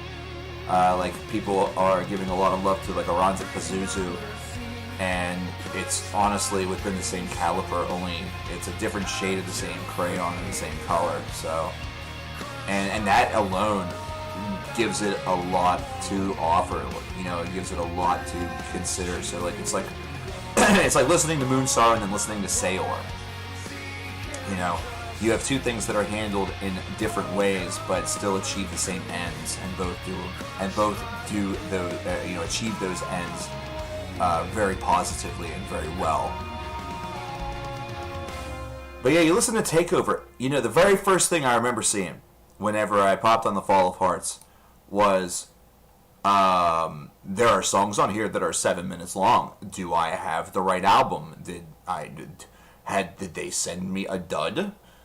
Is there going to be some bullshit that pops up in the middle that says you're listening to The Fall of Hearts by Catatonia by blah blah blah records, being released on August blah blah blah blah. Because back in the day, whenever you got a lot of whenever you got those samplers or those review copies of albums or the radio copies of albums, what they would do is that instead of just sending you the singles that they want to have played on the radio or that you could potentially feature on the radio, they send you the whole entire album. But the songs that they don't want featured on the radio or can't be featured on radio because of either swearing or anything that's not considered approved to be on the radio, they usually would put some message on there in the middle of the record saying you're listening to blah blah blah, whatever, and ruins the song. You can still hear a good bit of the song, but eventually it's going to pop up and it's going to irritate you. Trust me. I've heard a number of those in my day with my buddy Rob, especially whenever he was working. He worked at a local college radio station whenever he was going to school for a little bit. Hi Nicola, how you doing? I listened to that new Imperial Triumphant album. It's awesome. It is really, really awesome. Alphaville is it's not my album of the year, but it is certainly up there. It is forward thinking. It is endlessly creative. It is very, very challenging for listeners that aren't used to that style of music. But to me, it's always felt like endlessly rewarding. Am I going to review Metallica's S&M 2? Probably not. I mean, there's not much really. There wouldn't be much to say about it. You know, here are more Metallica songs played with the symphony orchestra. You know, what more can you really say about it? You know, you can. You know, the only thing that really could be new content from something like that, review-wise, would be like it was really cool to hear, you know, Spit Out the Bone done with the symphony orchestra. It would have been a lot cooler to be at the show. You know, it would have been a lot more fun and probably the better review to review the show itself, seeing it live, like one of my friends was able to do. Lucky bitch. But whenever it comes to the album, I'll listen to the album. I'll listen to the album because I really loved S&M 1. That came out whenever I was in high school, and I remember listening to that. I remember listening to that the last week of school one year, and the principal of the school, the principal of my high school was coming around, was talking with kids and things like that, and he noticed that I had a CD player on. He asked me what I was listening to, and I said Metallica. And of course, this was the late '90s, so they'd been around for 15 plus years, and so he recognized the name. And he was an older gentleman. You know, he was probably close to his 60s. Everyone thought he was a little creepy, considering he'd like to do the whole, like, you know, what are you listening to, champ? You know, he put the hand on the shoulder, but he was just a nice kid, or he was just a nice guy that, you know, he really didn't. What's the best way I can describe this? It's really weird. He was always at the events. You know, he was very pro the school. You know, I don't want to drop names. I want to be protective of people and of the schools and everything. He was bonkers about his job. He loved his job. A lot of folks didn't think that he did much, but I think he did all that he could. And he really enjoyed being around the students in the capacity of trying to learn about what's going on in their world. You know, he was very good at trying to understand them and he was always very respectful to them. So it's sad that I have to give so much sort of like double talk or subterfuge to all of that, considering the big old pedophilia, you know, witch hunt or big man hunt going on, or woman hunt or hunt going on. So now every time that you speak about an adult that really cared about the lives of children that isn't the parent of the children or whatever, you know, now all of a sudden everyone thinks, oh, well, he was probably a pedophile. Are you sure he wasn't a Catholic priest? But, you know, I remember him sitting down and we talked about Metallica for like 5 to 10 minutes. And at first it was awkward because I'm a kid. I don't want to talk to some old guy about Metallica. You know, that's my thing, right? Like, that's what makes me special in this school, because there weren't a lot of metalheads initially in that school at that point, because it was a small private school. So that was like what made me special. You know, by the time I was a senior, it wasn't just my thing anymore. There were more metalheads that were coming in, and, you know, we had our own group and stuff like that, so it was cool. But at that point, that was what made me special. That was what made me, I was the metal kid. I was the metal guy. It was whatever. I've always been the metal guy for a long, long time. But, you know, as that conversation went on, it was just, first of all, it was really neat to see this guy who was kind of docile. You know, you don't picture this guy, or you would never picture this guy being a Metallica fan. Like, you couldn't imagine him being in his office, or like in his room, or like in his garage at his house, jamming to like Master of Puppets and headbanging. Like that thought in my mind was just the most absurd, hysterical thing that could just possibly not happen whatsoever. But Mark special. We're all special snowflakes, Maru. Come on. We're all special. Oh God, I can't even say that. I can't even say that with a straight face. It's so funny. I was right. It's Patriots. You can make history this November from your home. Request a ballot here. Republicansvote.com. Here's the funny part. I'm not even a Republican. Request by Randall McDonald's. He wants to hear Caligula's horse Turntail. Playing this song every morning in the car on the way to work. Starts my day with a big smile. Amazing band. Do I agree? I do. I do. We'll get that in there, and get that in there right now, actually. The silence, it's killing me. Hey, it's from Bloom, which is a terrific album. I don't think that was... I think we may have talked about Bloom. I forget. 2015, we probably didn't. But we definitely talked about it in Contact in 2017. I know that for a fact. Here's Turntail.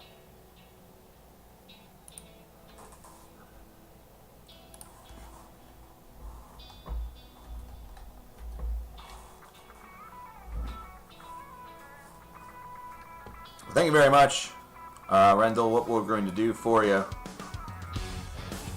Randall, you will be one of the folks who could influence one of the videos being created. You could be one of the potential influencers for that.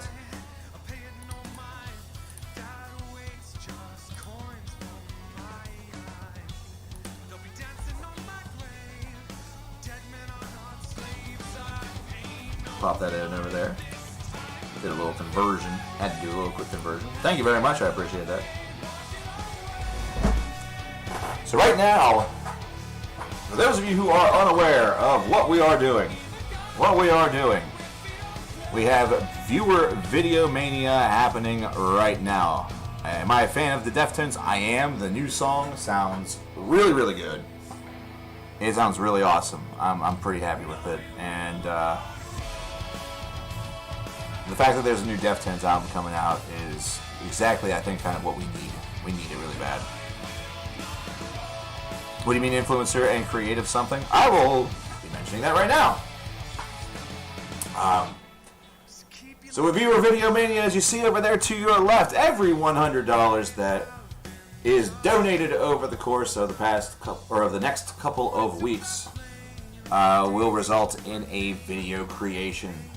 So if you donate $100, one of your videos that you would really like to see happen on the channel, you're able to tell me what that is, and I'm going to make that into reality. Have I done a Deftones albums ranked video? Eric, I have not. Hint, hint, nudge, nudge. There's a good thing to donate for. But, oh shoot, I didn't pop the link for this song for y'all. I have so many bells and whistles going on at once, I'm not going to remember everything. I did check out the new Carcass song, and love it, because I might have a secret crush on Carcass as a band, which sounds really weird, but it's the truth. They're pretty awesome. So anyway, basically very, very simple. You donate $100, you get a video idea, all your own, that you love. You tell me to do it, I do it, the end. Within limits. Within limits. Don't tell me, hey, do a rank 'em all buckethead, because then I'll ban you and hate you. And you won't get your money back. I'll be a dick. I'll be a dick. You like the last Carcass album? It was an album of the year. Surgical Steel was album of the year in 2013 for me. That album is perfect. It's awesome. But anyway, I need to stay focused whenever I'm talking about this kind of stuff. Let's start again. Hi, my name is coverkillernation. Welcome to Video Viewer Mania. Wow.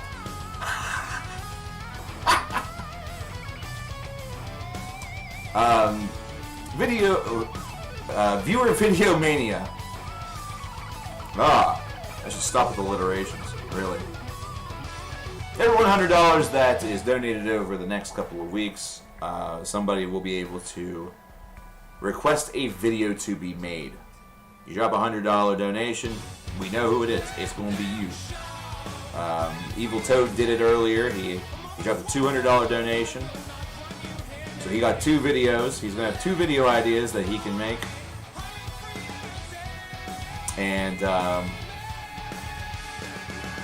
he actually passed one of those forward to Maru. So he and Maru will now get the option to choose a video that they want to have made. And I will make that for them. Now, for those who do not drop $100, you know, say for example Rendell there, who drops the equivalent of about $5.50 or $5.56, or you know, Maru herself, who dropped $20, or Cameron Crawford, who dropped $6, Opus the Fox, who dropped $20. You know, what about those that can only do fragments of $100? Hey, that's fine. Whenever we hit $100 for those situations, we will do something so those people can be brought together, or we can talk to them. We can get an idea from each of them, and then we'll either set that to a vote for those in chat to decide, or we will do something in order to ensure that somebody within the donated pool is the person who wins the video. It will not be something as simple as, hey, that person donated the most. Would, for example, 30 Must Hear prog metal albums be a realistic video? It would be, yes. Yeah, what I classify as unrealistic, you suppose interviewing Michael Ackerford is out of question as a video, unless you have his contact information. Unless you have his contact information, where are you like living with him? Are you the mother of his children? You know, if you can schedule him for me, Mario, then absolutely, I could. Well, I'll talk to him. I'll talk to Mike until he's embarrassed to talk to me. But yeah, like things that are out of the question would be like rank-em-alls that involve more than 20 albums. That's insane. So no rank-em-all Buckethead. You know, no discography reviews. It's one video. It's not all of them. Now, I will say this, and I think I can do that safely right now, but in the future, whenever I have to repeat this, yeah, I will probably not be safe. If you donate enough for a discography review of a band, so let's say they have 7 albums, and you drop $700, hypothetically, you can request a discography review of that band. I'm going to regret saying that, I'm sure, at some point during this endeavor, but there you go. But Rank 'em All Buckethead is pretty much off the table completely. 30 Must Hear prog metal albums is a very realistic video. In fact, I will put that down as one of your suggestions. 30 Must Hear prog metal albums. Now that one I might teeter some into prog rock from time to time because, you know, prog rock / prog metal sometimes is like slicing potatoes, peeling potatoes. There's potatoes involved somehow. Anyway. There are potatoes involved somehow. Listen to my ass. My ass is stupid. I'm going to take a short little break. Actually. I'm going to take a short little recess. I'm going to leave you guys with Incense Swirls by Hail Spirit Noir, which is coming off of their brand spanking new 2020 album entitled Eden in Reverse, one of my favorites of the year thus far. It's unranked currently because I still haven't fixed the top 25. I'm being lazy with that. Probably because I know that the minute I fix it, I'll just have to screw with it again. So yeah, it's not as dynamic as it was last year where I had like a full spreadsheet and everything. Once I lost the spreadsheet back in January whenever the computer died. Yeah, I know. This is how lazy I am with this. January was whenever the laptop died. It had a spreadsheet there. I could have simply made a spreadsheet over here once I rigged up this computer. Did I? No. Sometimes I have no room to complain about myself because I do a lot of this shit to myself. So here's Incense Swirls by Hail Spirit Noir off of Eden in Reverse. I will drop the link in chat for you. You're here for just a little bit, so whatever is in the queue that is short. I don't know if that involves anything. All your stuff is pretty long. We'll figure something out, Meatman. We'll figure something out after break, dude. I will see you guys shortly, and we will talk about it. I feel like I just talked about that discography thing, and then he just appeared.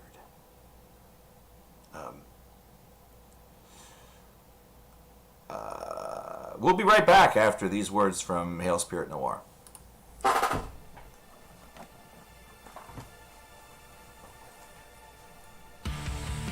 going to take this with me just in case.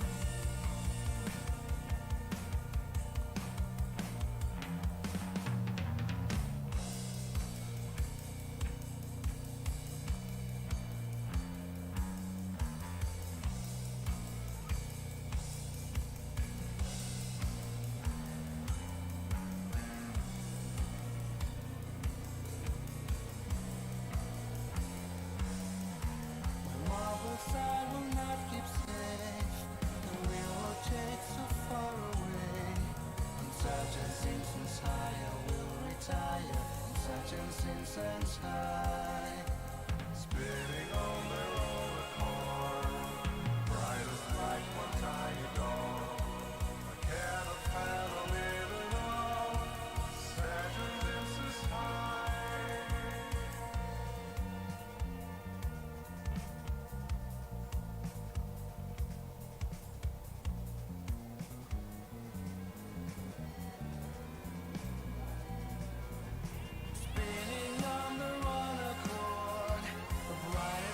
One tiny dot on Sergeant Simpson's high, I will retire on Sergeant Simpson's high.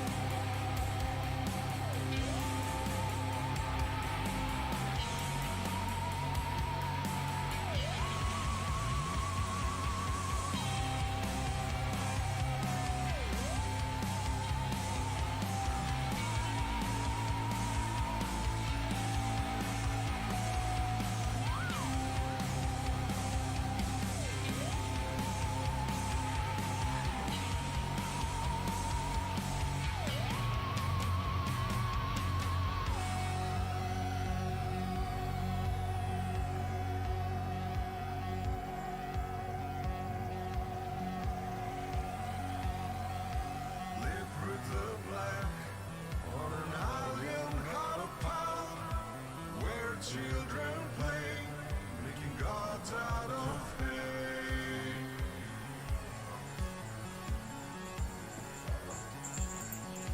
Hello, Christmas. Are you going to stream with me? Girl, do you want to come and stream with me? Be on the computer, TV. Oh, I must know this way. Hey, it must be the one. If you want to go and get high with me. Oh, hi. This is Alien Lip Reading off the same album, Eden in Reverse. Apologies for the slight delay in my return. Howdy, howdy, ho. Howdy, howdy, hey.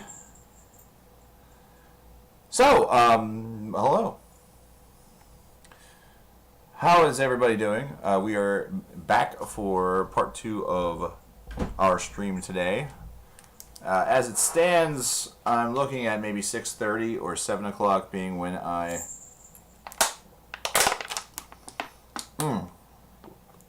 may be heading out for the evening for tonight. Did start a little bit early today, not as early as I wanted to, but starting to get a little hungry and really haven't felt too terrifically all day ever since I woke up. So, rest up a little bit. Our next stream, the next time that we will be live, will not be Monday. Just to let everybody know, it'll be on Tuesday. So the streaming schedule for this week, for the first week of Videomania, viewer Videomania, as I can't even speak my own gimmick properly. The streaming schedule for this week is looking to be Tuesday, Thursday, and Saturday. That is what it is looking like. Favorite non-metal album so far this year? Depends on whether or not you count shoegaze as non-metal. Now, it's technically not black gaze, but Inlets by Hum is up there, as well as Pure Reason Revolution's Eupenia, should I say? That one's a little bit more in the it has prog though in its title. It's more like a prog rock album.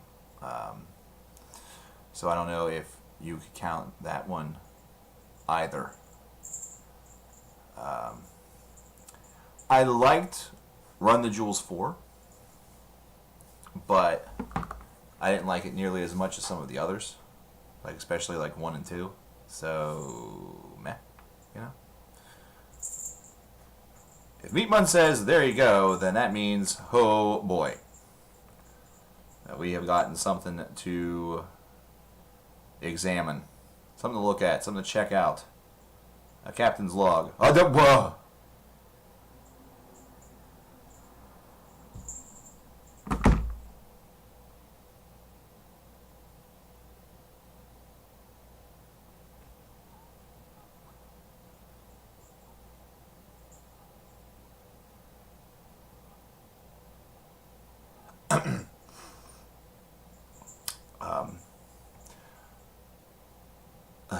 Ladies and gentlemen, boys and girls, children of all ages, we have something that we need to do. We have a donation from Meatman. So, for those of you who know, we have a little list of videos, or who has them. Christmas, please cease and desist with that. I would appreciate it. Thanks. The number's right there. So the first thing I want to do is, and also thank you to Randall. Thank you to Randall for the 50 a Norwegian. Are those? Correct me if I'm wrong. Is that Crohn's? Is that what NOK stands for? Does that stand for Crohn's? I'm just curious. I don't want to be incorrect whenever I'm designating that. If those are Crohn's, what?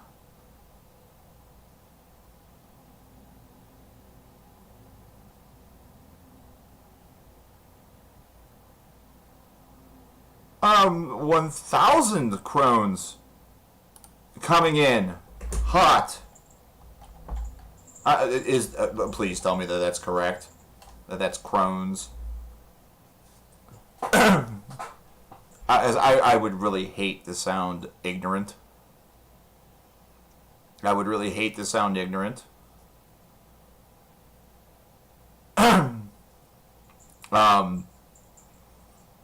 Okay. There's a little bit of stuff that we need to do here.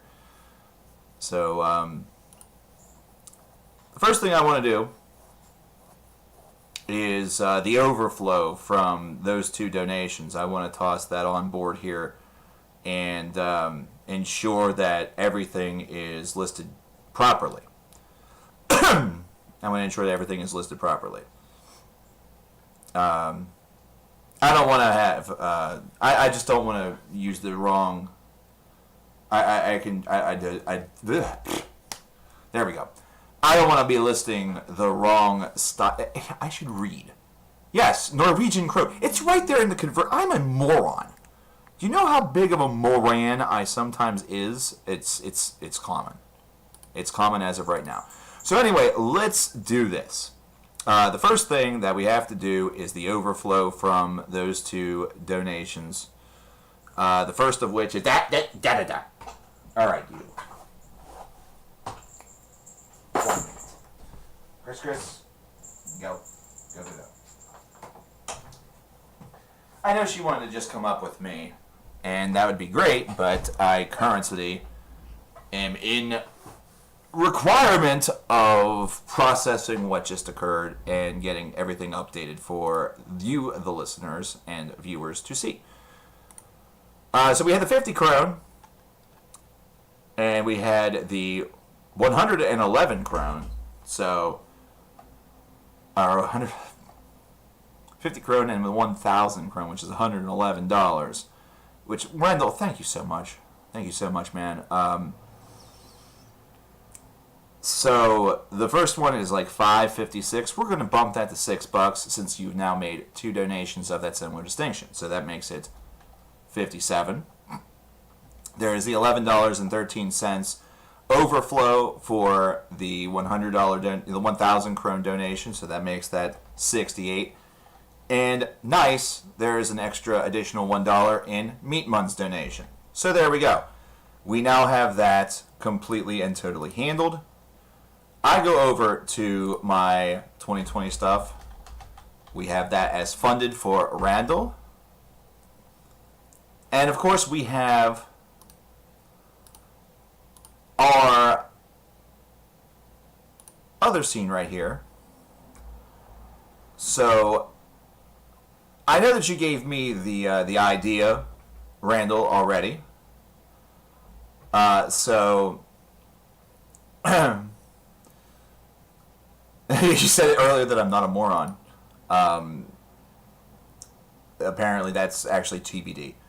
So just know that your name being on here, Randall, you already have your video idea.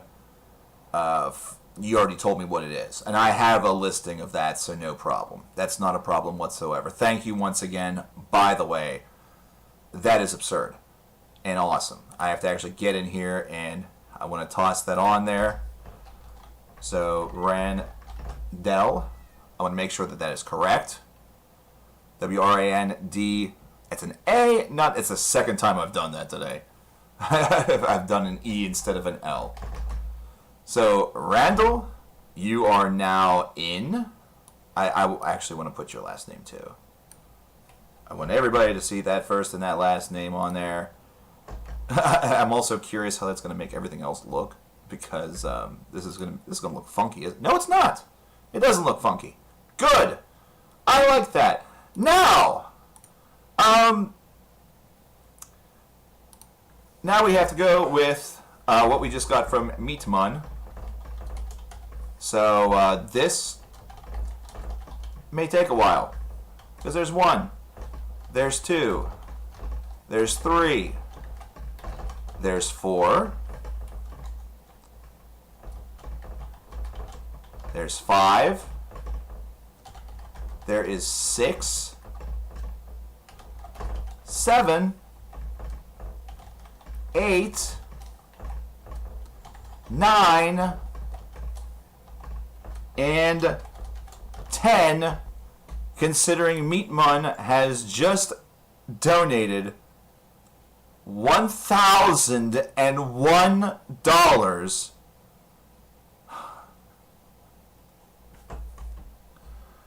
So that is 10 videos.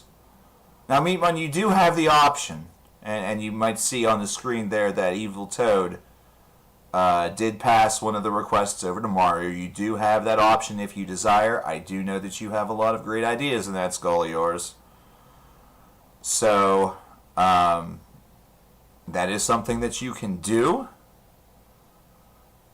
If you don't want to, that's great. He says he's going to get back to me whenever it comes to the video ideas.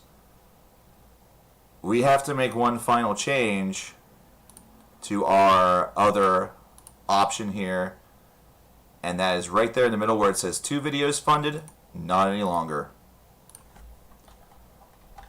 Because that is now, we are now up to 13 funded on day 1.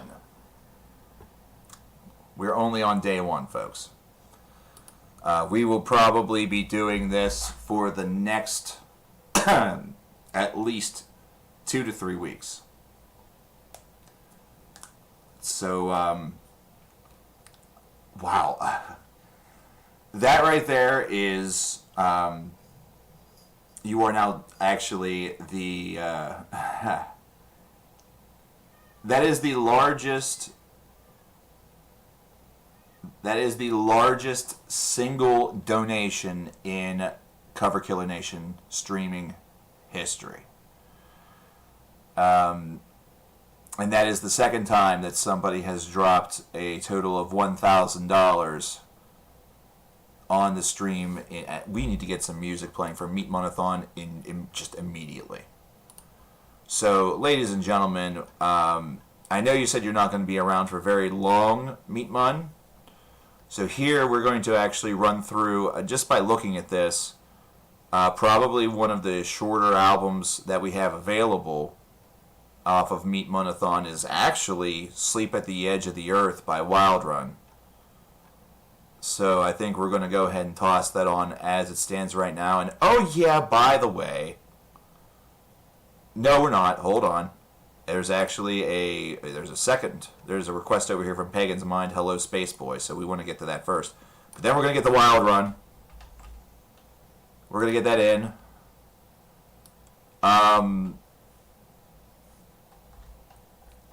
What? Oh, man. I don't know what to say. I'm in, wow. Just wow. Thank you so much, man. You've been so generous to this stream and to everything over the course of the past, 2 years, 3 years, whatever it has been, and I don't know how to thank you whenever it comes to that. That's insane. Here's Hello Space Boy by Pagan's Mind. Wow.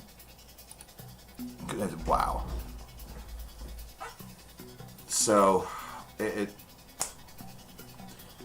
you may have 30 videos funded by 3 weeks if you keep up this insane rate. I don't know if we're going to be able to keep up that rate. I will say this, 30 is an arbitrary number. I use that number based off of previous Videomanias.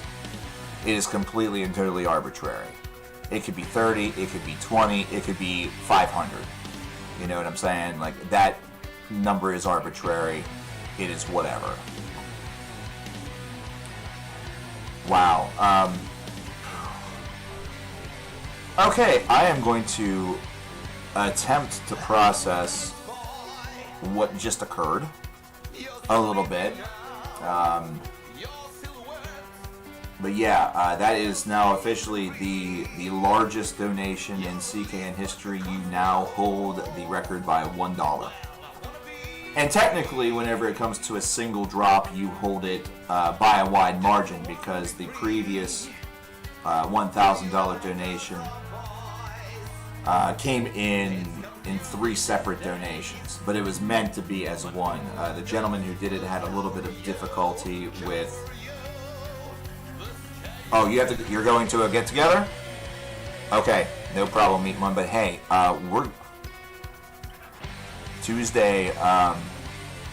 We gotta play some of this stuff. Like with Evil Toad, or if you remember, I was planning to play some of his stuff today from his super playlist, and he's camping. So here's the thing, guys. I mean, remember, if you recommend something, if you request something in chat with a donation, and you are not in stream whenever we get to it, I hold on to that. I hold on to that, and I play it the next time I see you. That's, it unfortunately means that we get terribly behind at times, which we are horrifically behind. But I'll tell you, especially whenever somebody drops an amount like that, I mean, the generosity, I know, is the premier reason for it. It's, helping out the stream and how. Oh my God! And then there's the videos to go along with it. But if you request something, I want you to be able to hear your request. I want you to know that your money was not just wasted, because you could be gone and I could say, yeah, I played it, and someone could lie about that. That's fucked up. I don't like that. I really, really do not like that. I have seen a lot of other streamers or other situations such as this one where that one of the rules right there is that it gets, whenever it comes up, it gets played regardless of whether or not you're there or not, so you better stick around. They do that in order to try to keep viewership up, or do whatever to encourage folks to stick around, because numbers are extremely important with these games.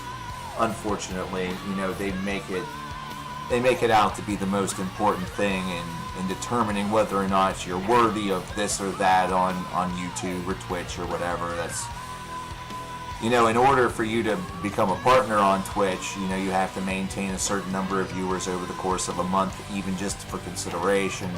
And then whenever it comes to becoming a partner, it becomes even more severe. But,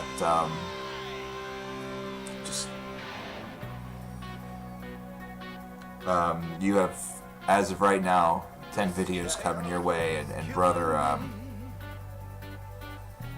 I still can't thank you enough. That's, I'm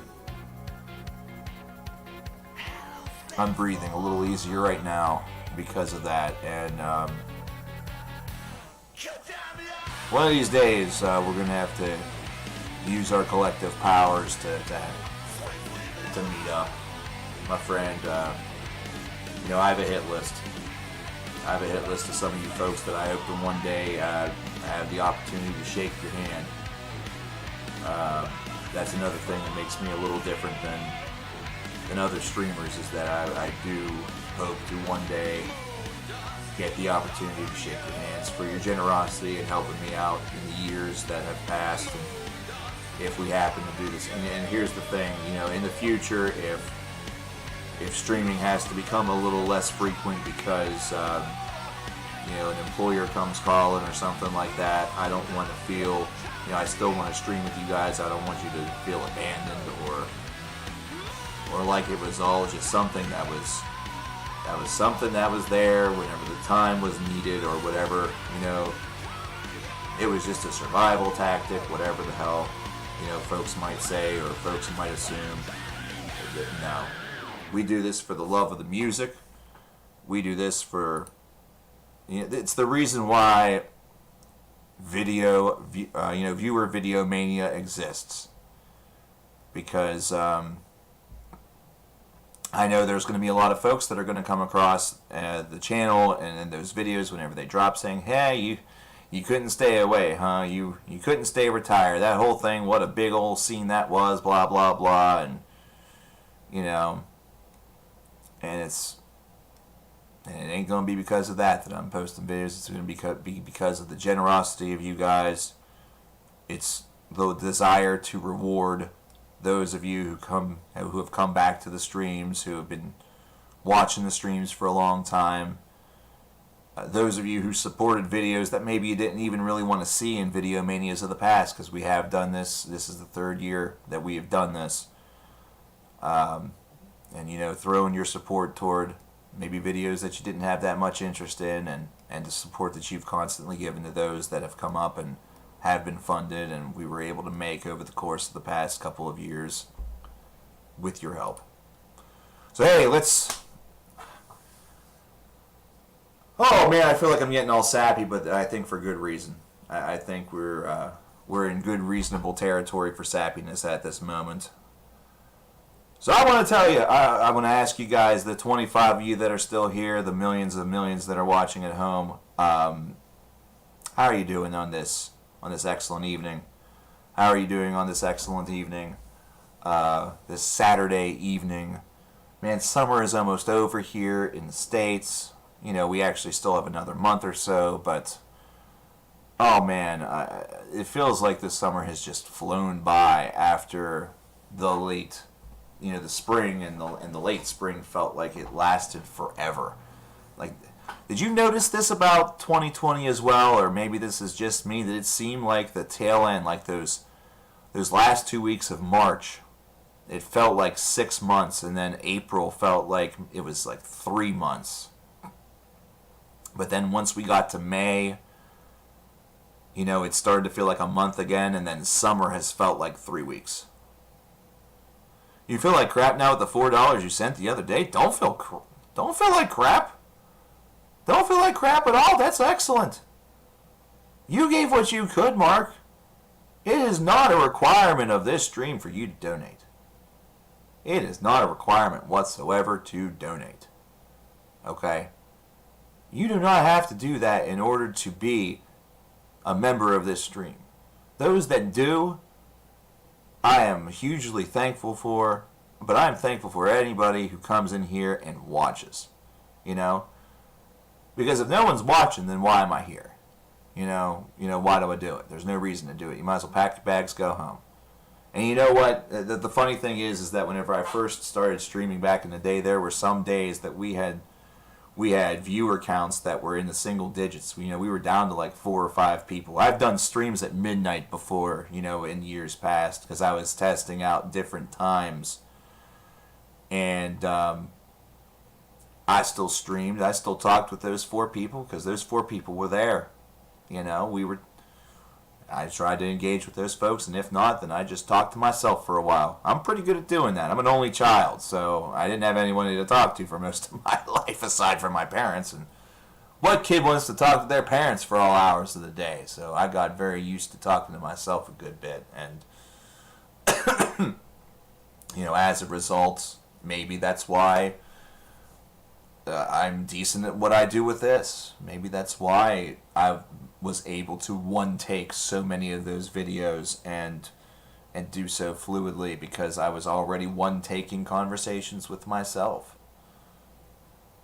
Svetlana is in the building. What a sight for sore eyes. How in the world are you doing, Svetlana? How's it been, girl? Been a while. Been a while.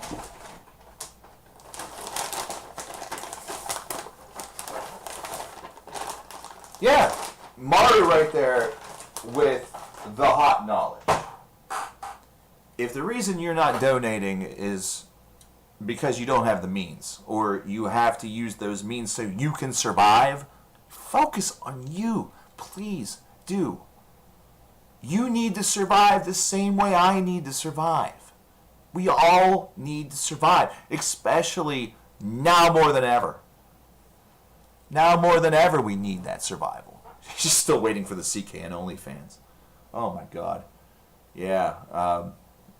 I'm still waiting for the bikinis and the one pieces I need to try on for this OnlyFans. Yeah. I think if you provide those, I have to give you that OnlyFans for free. But like offer a good rate for anybody else, right? Like, isn't that how that works? I don't know how OnlyFans works. I actually have a friend that approached me about a month ago about she wanted to maybe was considering doing an OnlyFans, but didn't want to do like all of the hard work. You know, she just wanted to, you know, put on cute outfits or nothing or whatever, and, you know, have the photos and videos taken, and then like I would have been the one that posted everything, and probably would have had to have read all the creepy messages that she'd have gotten from dudes that wanted to do whatever to her, or wanted her to do weird ass like private video. Oh God, you know, like basically an OnlyFans manager is what it would have been. And I was considering it. I still kind of am. So $1,000 donation, then realized it's in Norwegian krone. Yeah, that's $100. Actually, 111. And then Meatman dropped $1,001.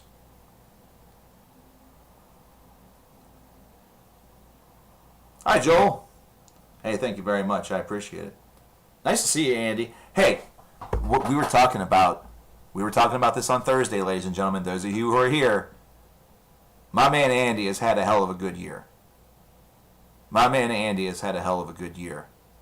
So, even though you don't know what all that is, I want you guys all in chat right now to spam, and I mean spam, congratulations, Andy.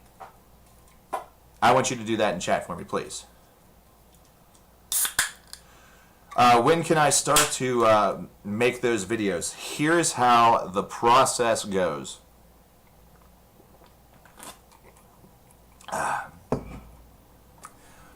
What I will do, since I know your video, because with Meatmuns, he hasn't given me any designation of what he wants video-wise.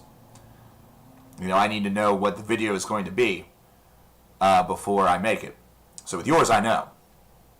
So I will probably start constructing the list as of tonight. The most I might delay would be until like tomorrow or Monday. So first I have to assemble the list. The list sometimes will take, list can take a couple days. Because unlike a Rank 'em All, where I'm usually familiar with the band enough where I have already got a bit of an idea in my mind of what order I want things in, you know, top 30 video like that usually does take me a little bit more time in order to get positioning and everything exactly the way that I like it. So, it's Andy,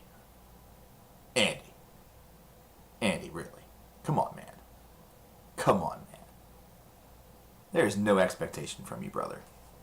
There is no expectation from you, brother. You and your soon-to-be wife, you worry about your wedding. You worry about starting the happiest life that you two can have together. And then after you get all that settled, and once the wedding then just becomes wedding bills as opposed to, you know, wedding plans, then you think about neglecting those bills for a while to toss a little to your old pal CK in. You know, brother, come now. Just saying that first word really indicated something very different. Ay, ay, ay. Hey, no problem, Neil. Hey, Neil, we're going to be streaming this coming week on Tuesday, Thursday, and next Saturday is at least the plan for now. So, if you're not able to stay today, hey, stop by one of the days in the future. And also, be excited because as of right now, so far, we have 13 videos that are going to be on the horizon. 13 videos have already been funded in Videomania, viewer Videomania, and we're still just in day one. Daniel, yes. Yes, somebody did. Somebody donated 1,000 krones, which is equal to about $113 or $111.13. And, oh yeah, somebody actually legitimately did drop $1,000 on the PayPal side. That legitimately happened. So, Jesus Christ.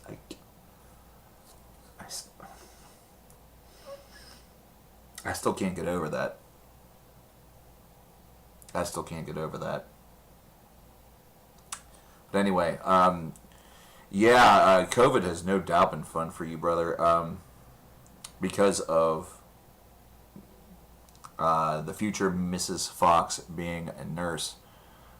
I know that my mother, who was a school nurse for, oh gosh, it was like 24 and a half years, because she was one half of a year away from getting the bigger pension and retirement and all that with the schools, and they beat her, they beat her down to death with all the stuff that she needed to do, and they didn't give her a single shred of help within it. In fact, I'll tell you a story about my mom being a school nurse in non-COVID land. She's been retired for about 10 years at this point. I think it's 9 actually, but whatever.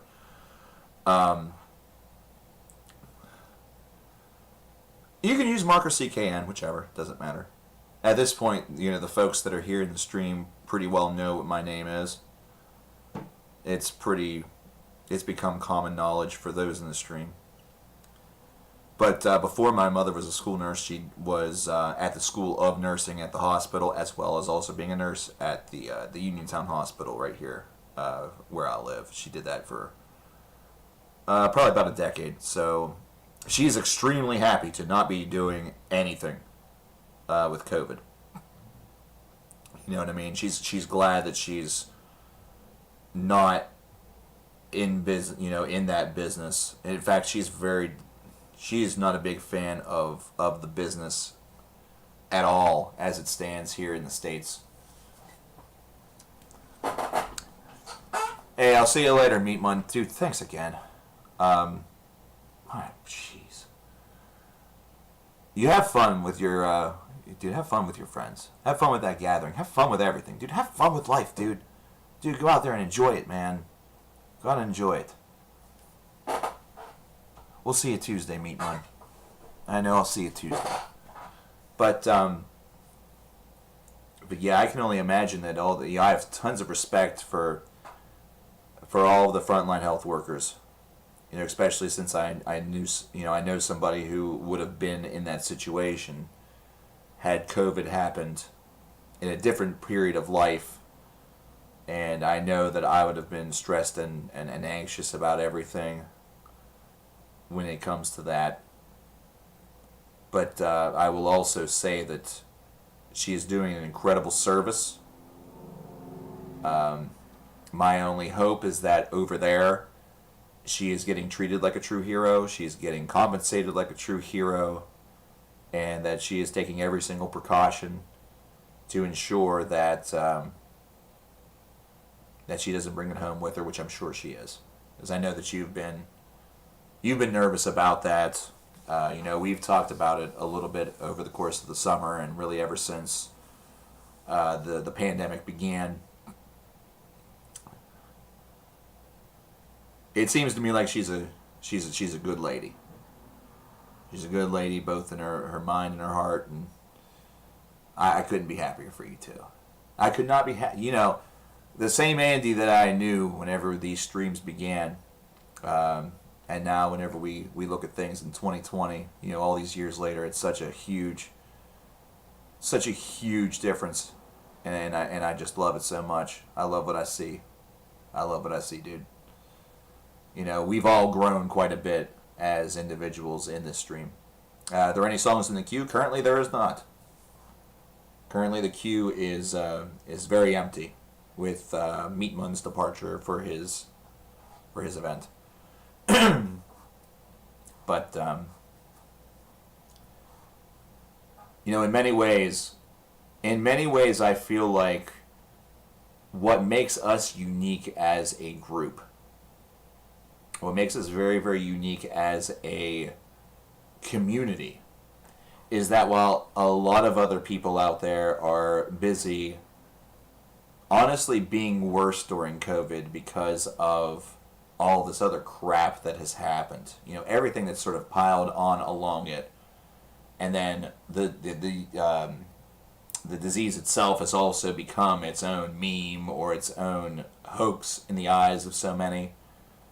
There are so many folks out there that seem to be really geared toward leaving this pandemic eventually worse than the way that they started and the way that we started. But as a community, we all have grown so much. We've learned so much about ourselves. We've become happier with what we have. Things have become a little bit more into perspective. We've learned a lot more about ourselves.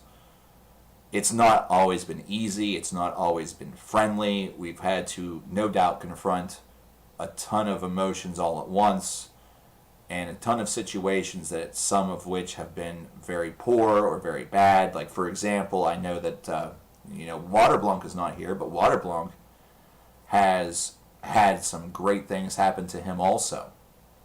Blanky has had a great 2020. I know that Static Syndrome, for example, isn't here right now, but he, in 6 days, actually will be releasing his brand new album. And I'm really, really excited about that. I'm stoked about that because it's really cool to see one of our own go out there and drop something huge, he might not necessarily be a massive artist that's known by everybody, but this is how that starts. And even if he just develops his own small community of dedicated fans, that's still fantastic. That's almost all that you can hope for. You learn to appreciate life more because of COVID.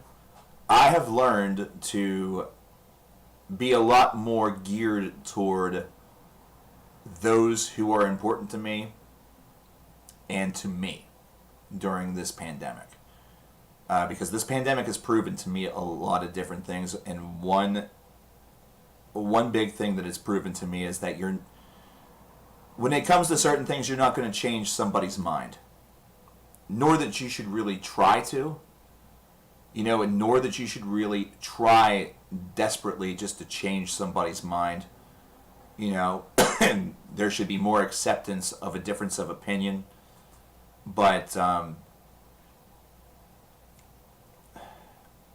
the best way that I can put it is that if people are going to want to stay in their house while the house is on fire, and this is of course metaphoric, because if this were happening physically, in reality, if somebody was just planning on staying in their house while it's on fire, you grab their ass and you throw them out the front door to keep them from dying, or to keep them from getting hurt to the point where they might die. But in a metaphoric fashion, if somebody wants to stay in a burning house because they don't think the house is on fire, then you're not going to be able to convince them that the house is on fire. You're not going to be able to tell them differently that the house is on fire. Some folks are just so deadlocked and so locked in to their feelings on life and feelings on different things that it's really not worth the additional hassle. And another thing that has been learned is that you can't look at spreading awareness on social media alone as doing something to help push a cause or advance a situation. Because the big thing that's been learned over the past couple of months for me is that there are a ton of people out there that want things to change and want things to be different, but they want somebody else to do it for them.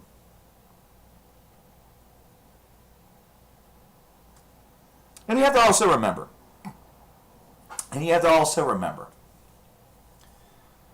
when I mentioned the idea of people who believe that their house isn't on fire whenever it is, that metaphor, that's not locked in or geared toward or directed at any one specific group of people. That is a collective ideology that is shared by so many people, but the only thing that's different is what color the flames are. That's the only thing that's different. And you drop in the 10 and wants to hear Untouchable Parts 1 and 2 by Anathema. We can certainly do that, my friend. This is getting deep. This is getting heavy.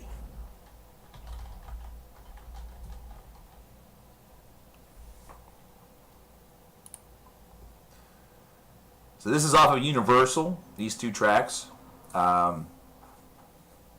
Universal released in 2013. This is a live album, isn't it? Hold on. I don't want this to be live. Huh. Mark must make a pit stop.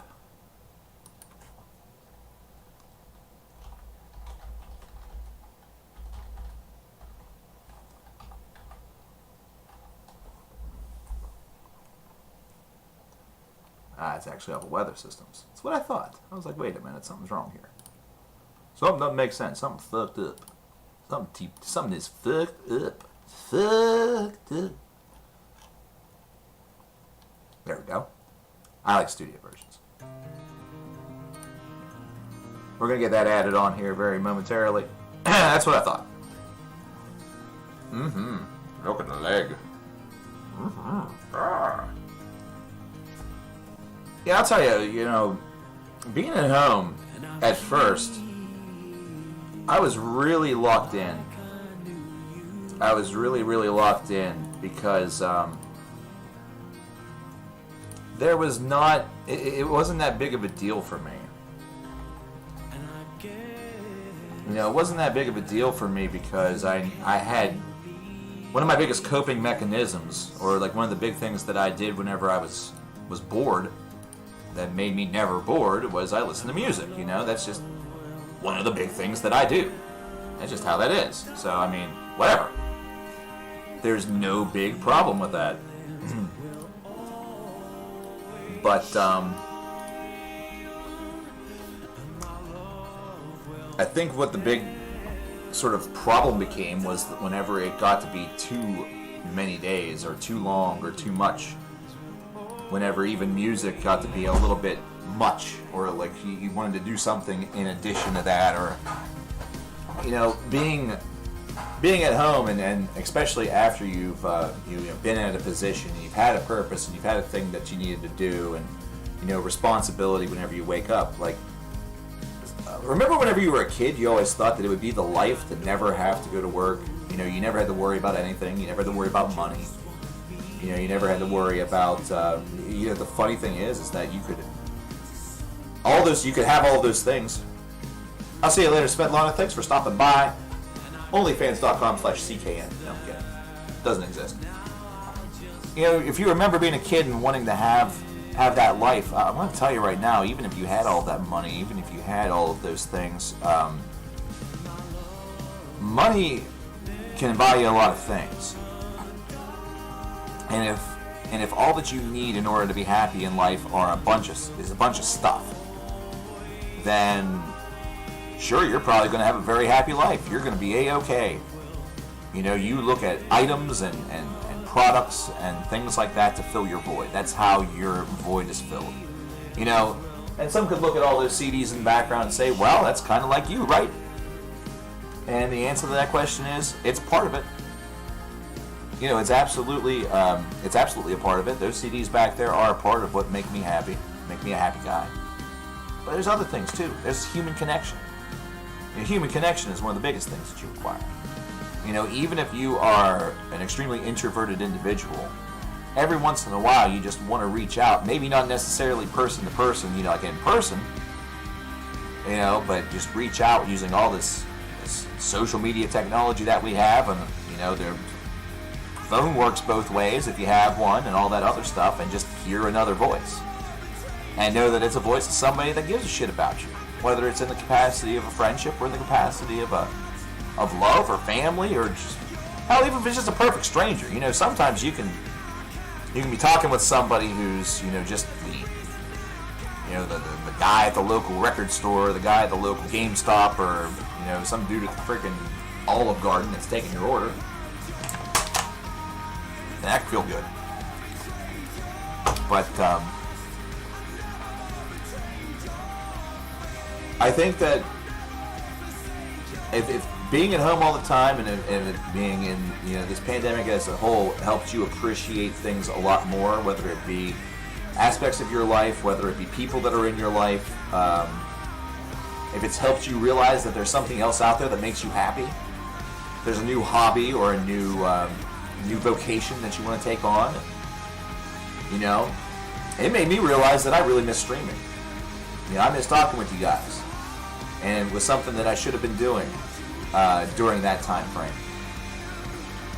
All through April, and really probably through the latter end of March too, like one of the very first things that I should have thought to do whenever I knew that I was going to be home for a while was I should have re-got OBS, because I was on a new system. I should have made a cheap little scene like the one that I made, and I should have hit the start streaming button and just said hello to all of you.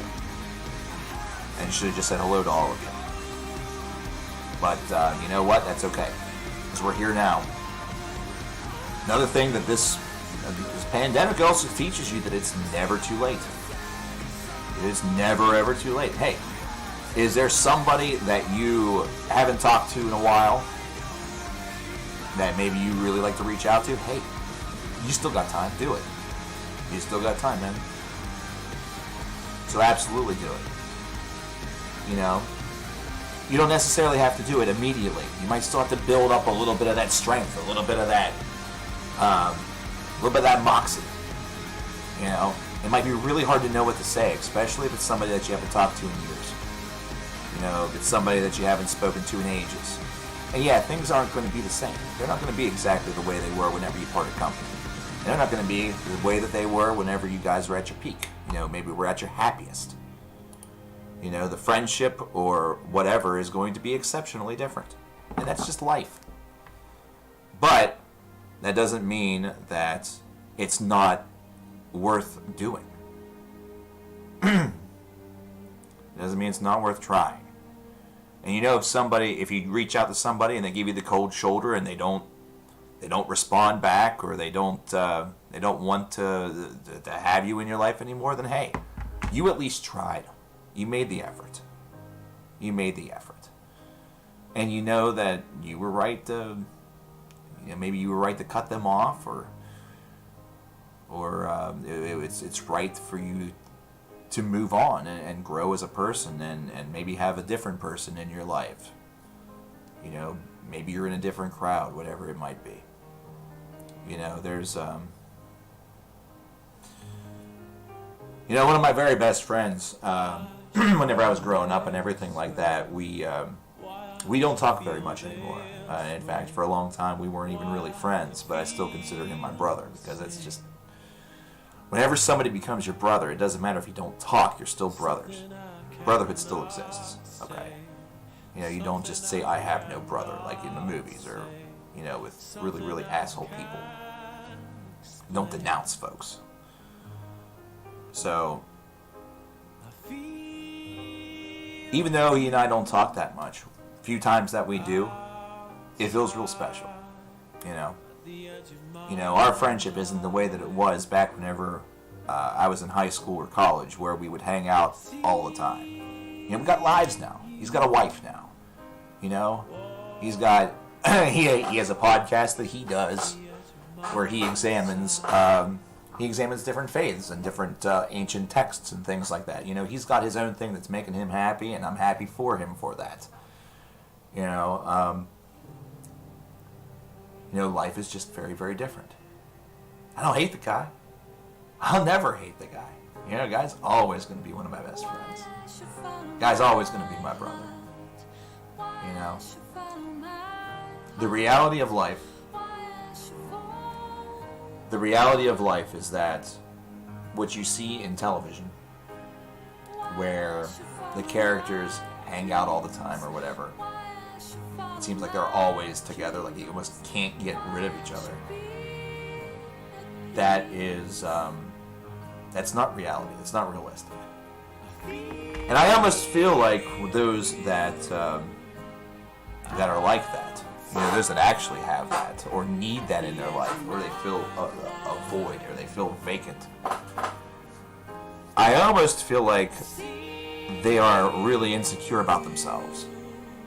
where they require having that company around constantly. They always need to be around somebody, because if they are around themselves, they don't know what to do, or they're afraid of what they might do. And I approach that from an element of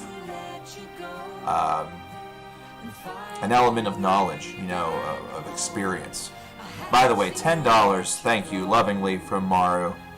Wants to hear some Nightwish, How's the Heart, either the album or the acoustic live version, and says that this is for Andy and his bride. Man. I love this community, man. I love this community so much. I love this community so much. You guys are incredible. You know what? The care that we have for one another is wild. And Randall, to give you a bit of a little piece of the history here.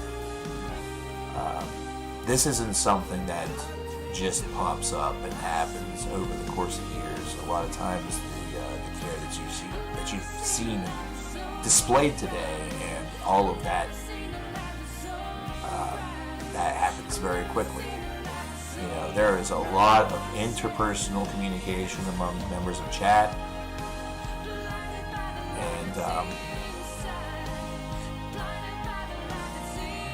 I don't know why or what influences certain communities to behave the way that they do. You know what I mean? Like, you can go onto Twitch and you can see folks with thousands of viewers that are all speaking, and very knowledgeable also, about the game that's being played or whatever. And that seems really alluring and really nice, because you take a look at that nice big number and you immediately think, man, that would be nice. How cool would that be? You see somebody has 3,000 subscribers, 3,000 subs over on Twitch, and you think, man, that's $6,000 a month. How amazing! How amazing would that be? How amazing would that be? But sometimes this world is about more than just the money.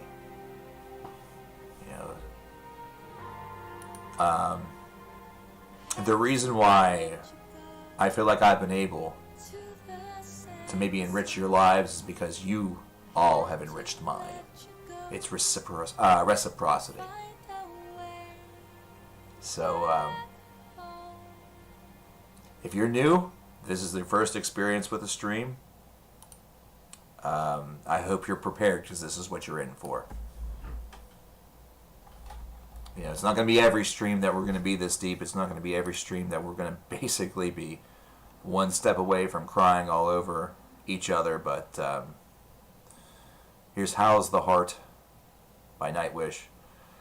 But every so often, we go deep like this, and we don't half-ass anything. The only thing that gets half-assed is my production quality. The only thing that's ever half-assed is my production quality, because I suck at that stuff. Alright, so I don't think I added that $10 in. Did I? No, I didn't. Oh my lord. Someone was asking me how my health is, and my health is pretty good, man. It's not bad. I've learned to live with a lot of what I have. I have arthritis, I have two benign tumors behind each of my knees that cause extreme pain. So I'm on, I take a lot of CBD, I'm on medication. And with that arthritis, I'm starting to now notice it up in my shoulders, my neck region, my lower back. I actually threw my back out in late July, or like mid-July, and it still hasn't totally recovered. So that's not exactly good. I'm definitely somebody who is a bit beat up physically, and mentally I have been through a ringer throughout my life. But as of and this even goes back to, I wasn't necessarily feeling all that good this morning. A lot of that was physical. I didn't really have the time to mention what all was happening there. It's just, you wake up and sometimes you just feel like crud. Whether it's based off of the way you sleep or weather and I do not necessarily agree very much. So if things happen, then things happen. So it's whatever.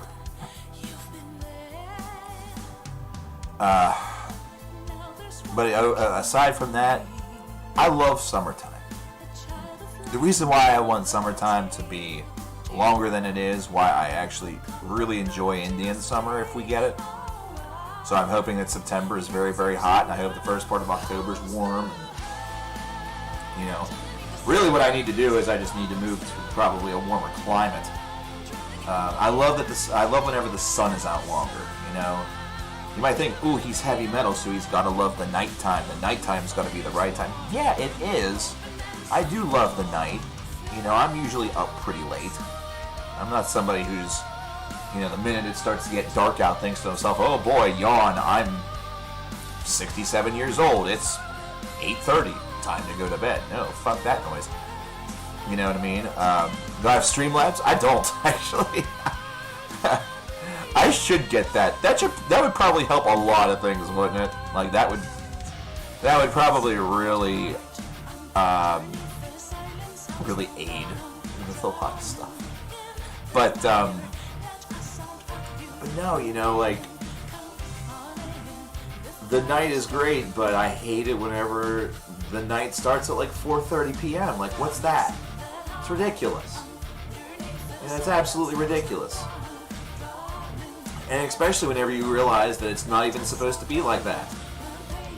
We purposefully, on purpose, we made this choice. We made this choice on purpose to turn our own clocks back. That way we, as the working people of this world, well, this country, I guess, did it.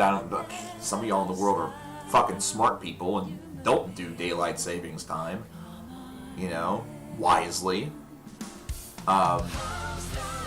We decided we wanted less light during the hours where most people are awake. And they wonder, like, this is not an old thing. This is only about between 50 and 100 years old. By comparison to, comparative to the age of the country and comparative also to how long farming has existed, which is forever. This is not that old of a thing. And then they wonder why there's a lot more mental health problems.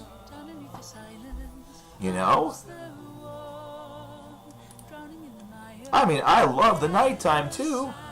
There's nothing I like more than sitting outside on a warm night, like it will hopefully be tonight, whether it be, 10:30 at night or 3:30 in the morning. I love just sitting out there, and I'm a smoker, I admit it, so I'm going to be smoking a cigarette whenever I do that. I'm going to have my legs up in a position where they feel good, they don't have any pain attached to them, and that's just going to be heaven for me. You give me a night, 65, 70 degrees, you can have it rain, you could have it be clear, you could have it be fog, it really doesn't matter because I'm not driving in it, so I don't give a shit. And I'm a happy guy. I'll sit out there, I will smoke my cigarette, or even if I don't do that, I'll just sit out there and just soak it in. But I love it a lot more whenever there's light. I love it a lot more whenever that light is hitting my bones. I'm vitamin D deficient, which, make all the jokes that you want, please. I am inviting it. I need vitamin D. I'm calcium deficient, so I need that too. So it is what it is. I definitely love that. Alright, well. Oh man, ladies and gents, I think we're going to be calling it here in about a half an hour. I think that's going to be our time here. About 6 p.m. Eastern time. I think we are going to call it an eve It has been a incredible afternoon, incredible first day for viewer Videomania. I finally just stated my my gimmick right for the first time, probably during this whole entire thing. Yeah, there's been a lot of talk about Imperial Triumphant. We're gonna play a song from Alphaville. Hey, by the way, that's the wrong playlist. Hey, by the way, that's the wrong playlist. Would you look at that?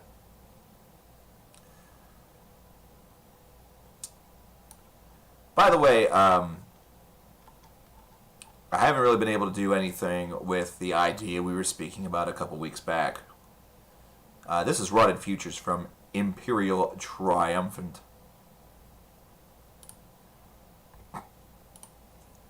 But, yeah, New Primal Fear is a very, very good album. It's awesome. Awesome. But if you remember, we were talking, I think it was about week and a half, maybe 2 weeks ago, about collectively doing a playlist on Spotify. And we were going to do collectively, it was going to be a 100,000 song playlist. And how we were going to run that is that since Spotify restricts you to just 10,000 tracks, what we were going to do is we were going to do 10,000 for power metal, 10,000 for prog, 10,000 for black metal, etc., etc. I haven't had the opportunity to do that yet, or to really look into that at all. Because I also want to do a project of my own called the 50,000. Because I have the 1180, and the 1180 is a fifth, well, a little more than a fifth, so closer to a fourth of 50,000, a 50K. It's like 11,000 songs. Brother's coming over tomorrow to set up your new computer and connect printer and other stuff to it. Theoretically, it should go smoothly, but does it ever? No, it doesn't. Not at all. Not at all. Considering I have a degree in CIS, which is Computer Information Systems, and I've done repair work and Lettuce Death, for example. She and I built this computer. And that was its own occurrence. Like, that should have been streamed, because that took us a while to get working. And that was just putting pieces together. That's just basic stuff. But customization and custom jobs don't always go easily. But it could go very well. It could go very well. It's kind of incredible that, years ago, if you wanted a printer connected, all you had to do was connect it to the back of the computer, and that was that. Now it requires you installing software on your computer. That way you can attach, or, having it recognized by your wireless network, and then having a program installed on your computer, or a little thing installed on your computer. That way it can recognize your printer, so you can print from any room in your house. You could have your laptop on the roof, and if you want to print something that you're seeing while you're up there on the roof, you can do so. Damnation Angels. I looked into that. Oh, they've already, S&M2 has already dropped. I'll check that out. Yeah, New Unleash the Archers is excellent. I like it. We've been talking about that a little bit over in our mod chat. If you're wondering about what I do after streams, Pencil Pen,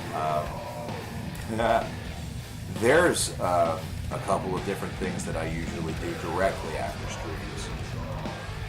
The first thing that I usually do is I usually go outside and I smoke, because it's like a decompression tool.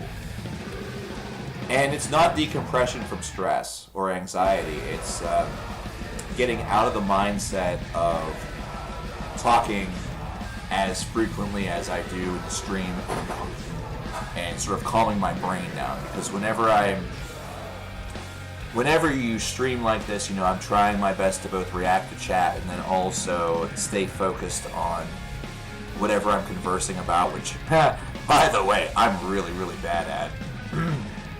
I have asides for my asides, and you know, and then there's, of course, I'm very low maintenance, I'm very lo-fi whenever it comes to my setup, so I'm constantly, you know, adjusting things, whether it be values or switching from different parts of that scene. Like you saw whenever we were adding all of the meat muns to the list, and I do the addition and math manually whenever we step up on values to the left. It was especially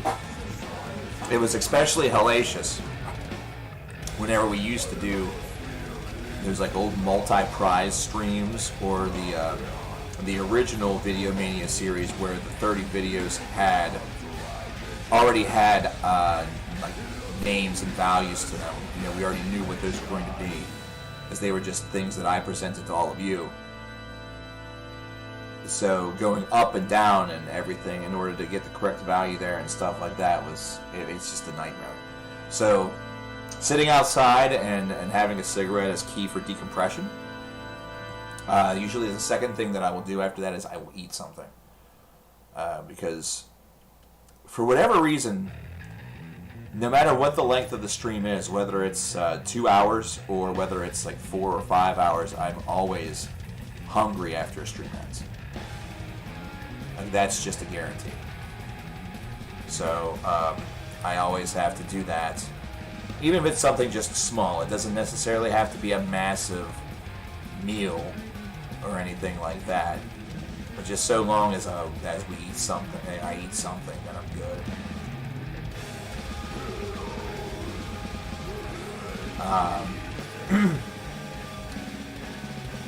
Here, by the way, is Infinity by Primal Fear. We're going to go ahead and play that. Awesome song.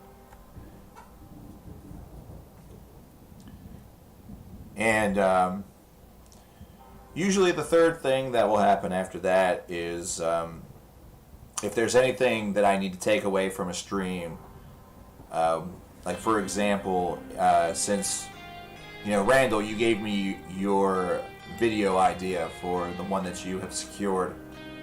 I already have that written down, so I won't have to do anything after the stream whenever it comes to that, aside from start setting up the list portion and all that, and, you know, maybe begin, you know, I do a little bit of research on this myself. You know, this is not something that's just off the top of my brain. So I'll probably begin to put together options for that list. You know, some I already have pretty dead set in my mind. Some I already have very dead set. But whenever I did the last list of something like this, it was a top 10, and it was actually for a different show. It was a different show. So, yeah, the schedule for next week, for this coming week, is Tuesday, Thursday, and Saturday. Yes, that is correct. Tuesday, Thursday, and Saturday. I just heard something fall out there. Okay, hope everybody's okay. But yeah, if there's anything I need to take away from the stream, that's the third thing that I usually do. I used to, a couple of years ago, what I used to do is I had a routine where I collected all of the information from donations. I didn't collect the songs that were played, and I should have. I should have done that, but of course I had no idea that in the future I was going to get back on Last FM and want to scrabble everything that I had missed scrabbling in the 6.5 years that I've been off the website and didn't have the plugin downloaded. That's all the more it was. I didn't have the plugin downloaded. Had I had the plugin downloaded throughout that 6.5 year period, I wouldn't be in this mess. But that's okay. But I used to collect, all the donation information. I would get the elapsed time of the stream. I would calculate a couple of different things. And for a long time there, for a while there, I had a running list of the top donors each and every single month, and actually tied that in to a couple of giveaways back whenever I was doing that. I tied that in. So there was that. I don't do that any longer. Mostly, well, first of all, I didn't think I was going to be coming back to this, obviously. But more so, all of the graphs and the spreadsheets, and see, whenever my former system, whenever the crap top finally shit the bed back in January, it's easy to get back Spotify, it's easy to get back Twitch, all the different things that you watch. You can log back into your YouTube, you can log back into the websites that are associated with your bills or whatever it might be. The thing that I miss the most, and the thing that sucks to lose the most, are all the templates of all of the different spreadsheets and different files that I created and made, and were, aspects of CKN history and aspects about the streams and stuff like that. They are just lingering on a hard drive, potentially corrupted, damaged, and destroyed, never to be seen again. I don't do cloud backup and things like that, which this should be my indication that I need to start doing that all the time. But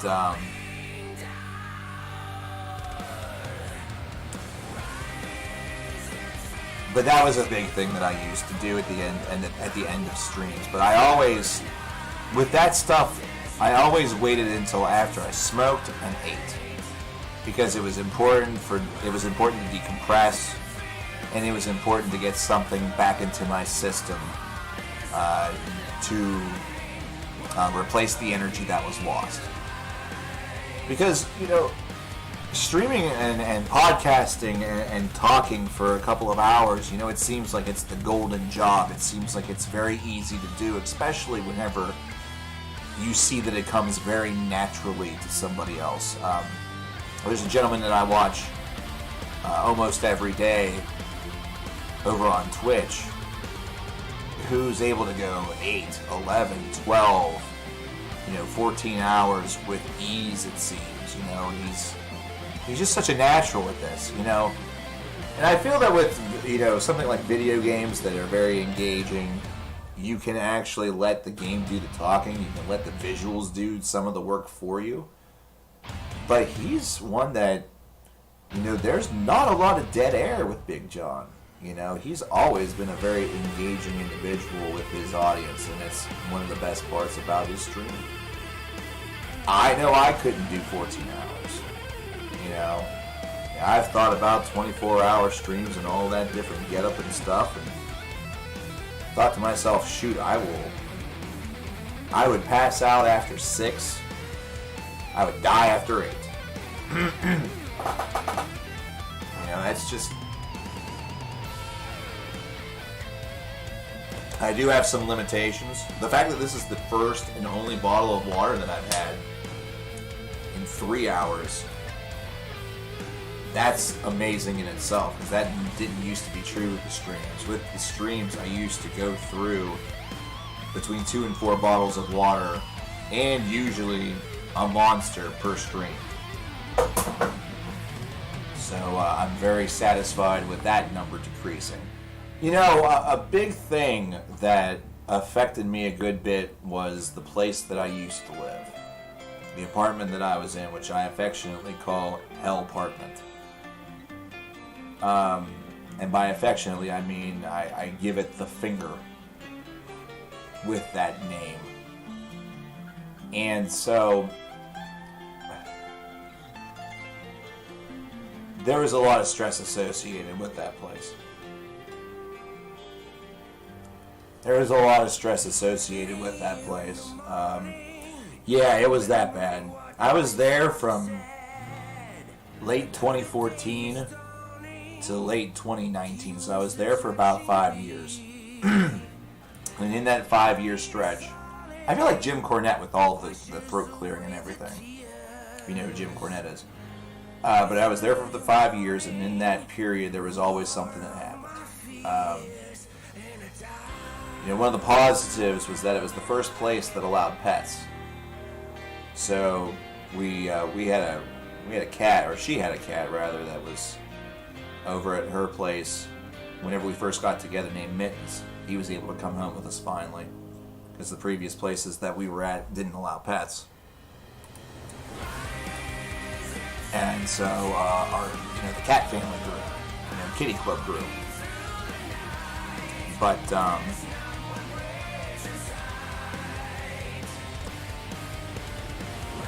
did that have something to do with the end of the videos of 2019? It delayed a lot of stuff.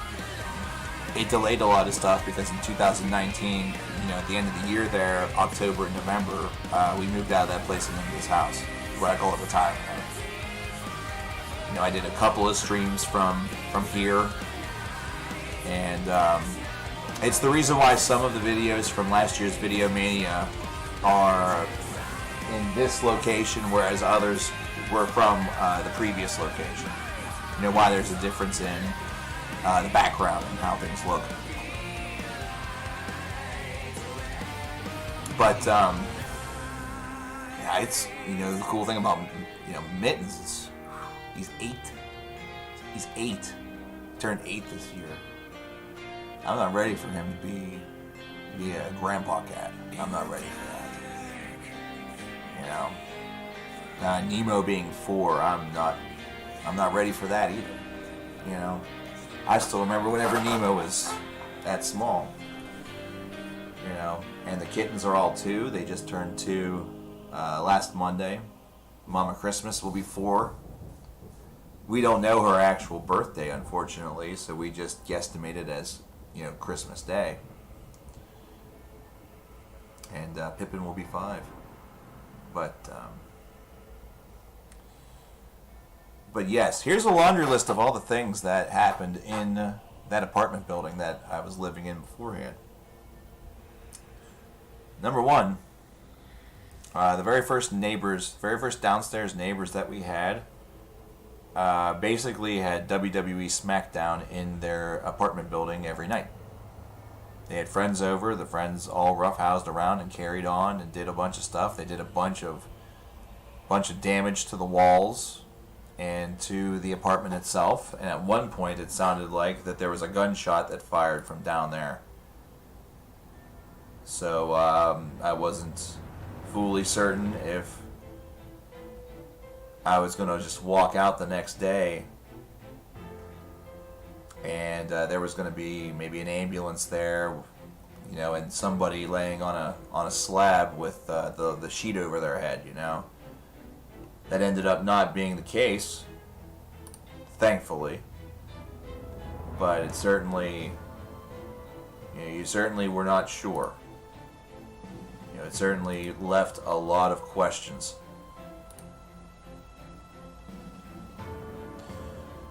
There were 2 bug infestations during the time that we were there, neither of which were caused by anything that we did. Both actually seemed like they were... Well, both seemed like one definitely came from one neighbor, and the other was exacerbated because of the inaction of the same neighbor. So we had bed bugs. That was thanks to the neighbor across the way.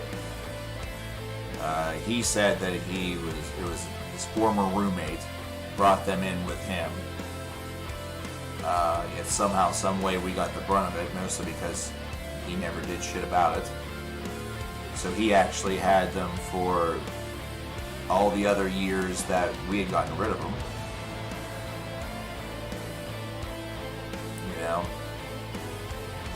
But they're pesky and they're hidden little fucks. You know, they're. All I'll say, Andy, is if after you get them eradicated, you still feel really uneasy about them, that's normal. I hate to say it, but it's normal. Hey, I learned something the other night, not to deviate from what we're talking about, but I'm going to deviate for a second. Do you know the band Flying Colors? You know, the Portnoy Project, the Prague Project? Well, this isn't that band, but they're also called Flying Colors. There's two Y's in flying. They're an Aussie band, and I just found them the other night. And I really like this song. This is called Wavy Gravy. The second infestation that we had was roaches. That was fun. That was actually an ongoing infestation whenever we left, because of the inaction of the management whenever it came to taking care of that problem. They did not do a good enough job. They didn't do what was proper. They took the cheap way out as opposed to hiring somebody to fumigate the place professionally. Tried to do it themselves with those OTC products, which potentially could have worked just fine for those that were actually visible, and maybe those that were closest to the cracks that were open or whatever, you know. But these, I have a feeling they were riddled among the entirety of the building, and you weren't going to get rid of all of them, because those products they don't continue to kill as others are encountered, and they can't get into the deepest reaches of the building. Oh yeah, by the way, that same neighbor who had the bedbug problem that spread to other people in the building didn't prepare correctly for the fumigation. In fact, didn't prepare at all, didn't care to prepare, refused to prepare, and as a result, that means that all of the efforts meant nothing. Meant absolutely nothing. Meant absolutely nothing. Yeah, we've had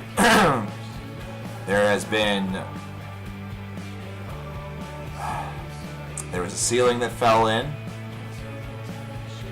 the kitchen. That was a fun thing to come home to. That was last year also.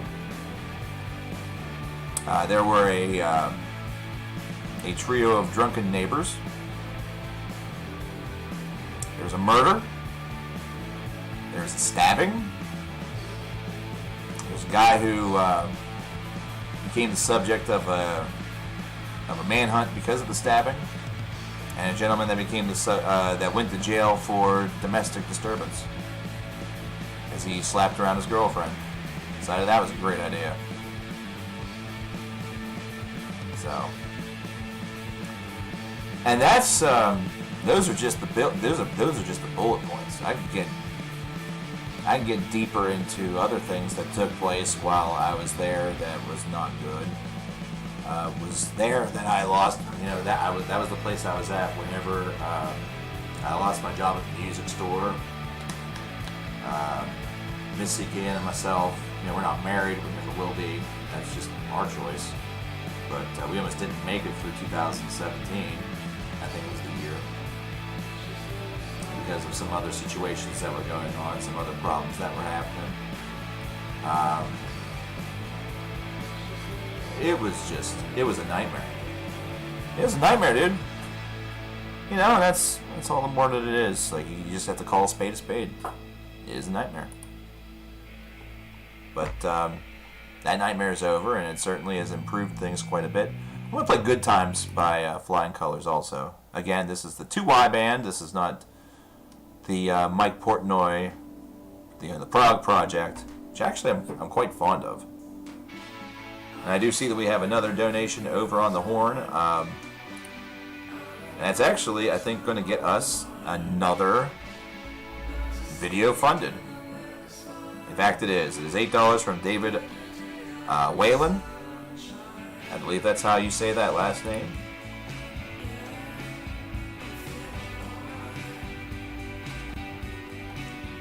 So, with that, we do have to make some changes over here.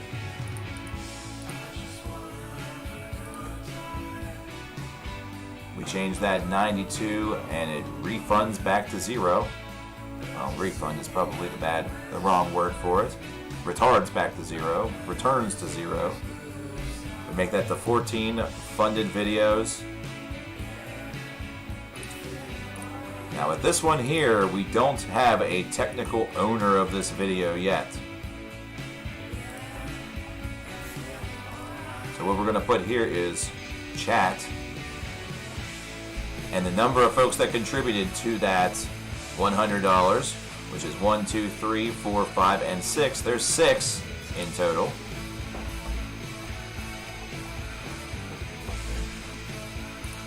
So, if I call out your name, and you happen to be here,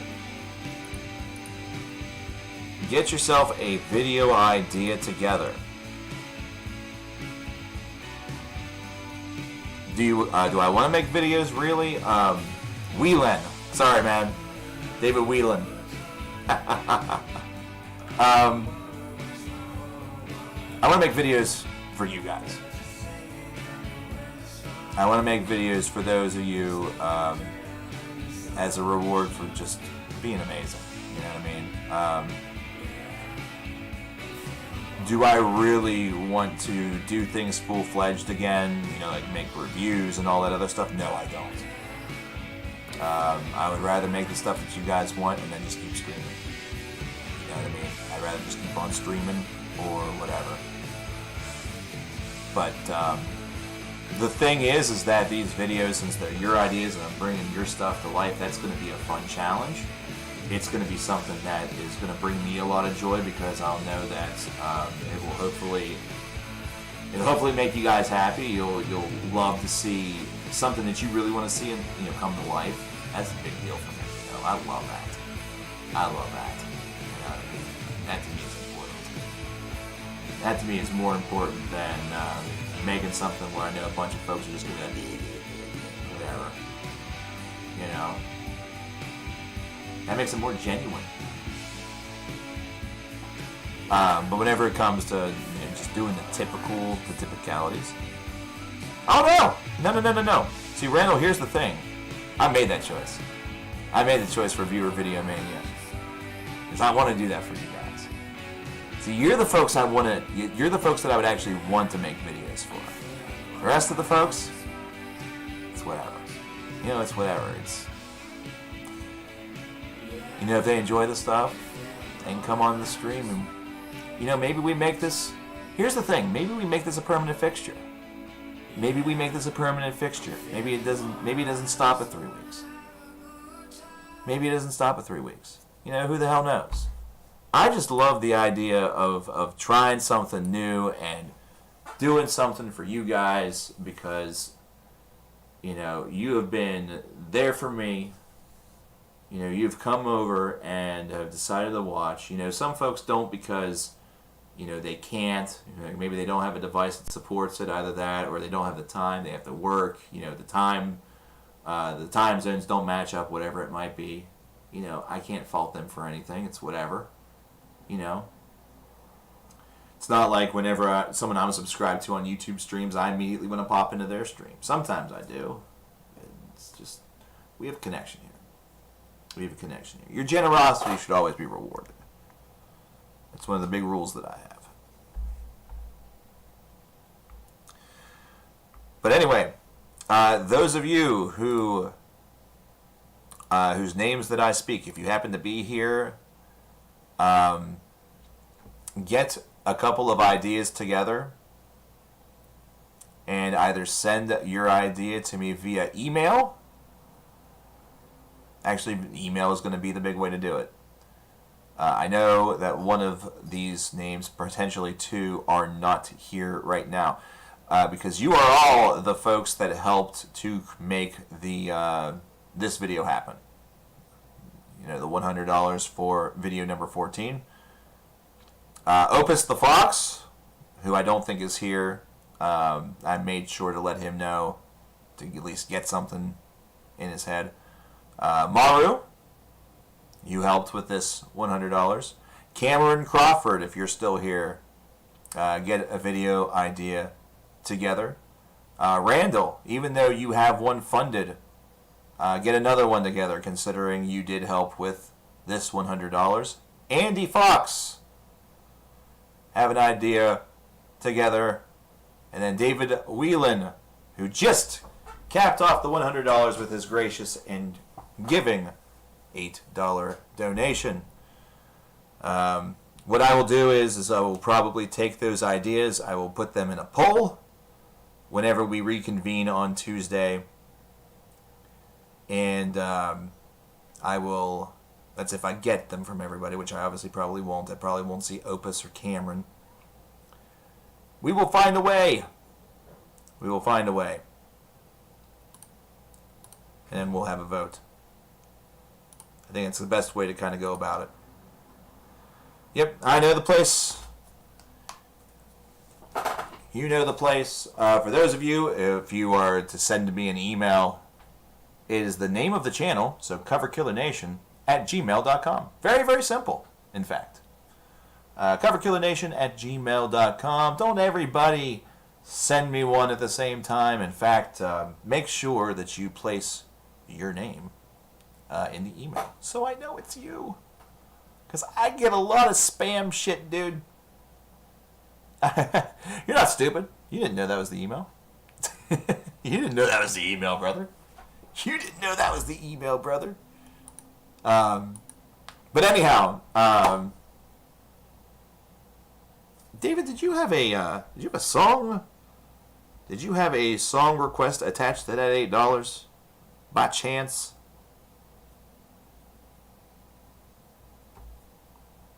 No, you didn't. David Whelan, you have a song you want to hear before we go?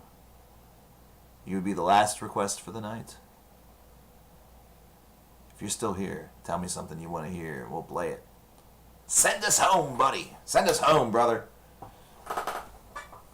Thanks again to everybody who came out here for day one of viewer Videomania. Again, like I said, we will be streaming Tuesday, Thursday, and Saturday this coming week. And we will continue with viewer Videomania. It's 2 minutes till 6 p.m. Does that mean we should play 2 minutes to midnight? Oh, excuse me. Does that mean we should play 2 minutes to midnight?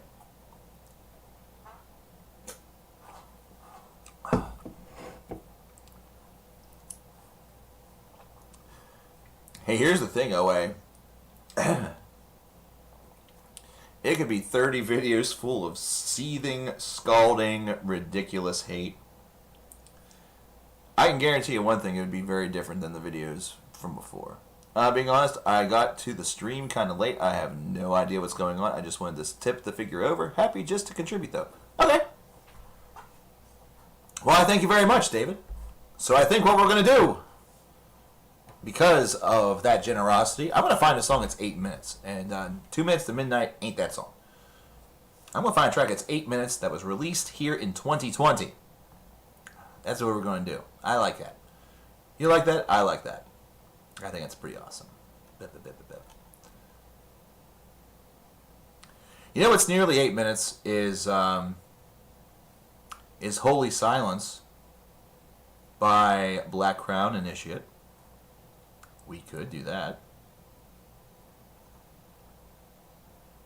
We could maybe do that.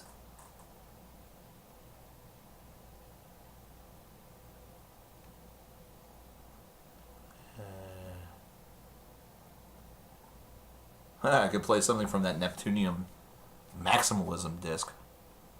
Really go out on a weird note.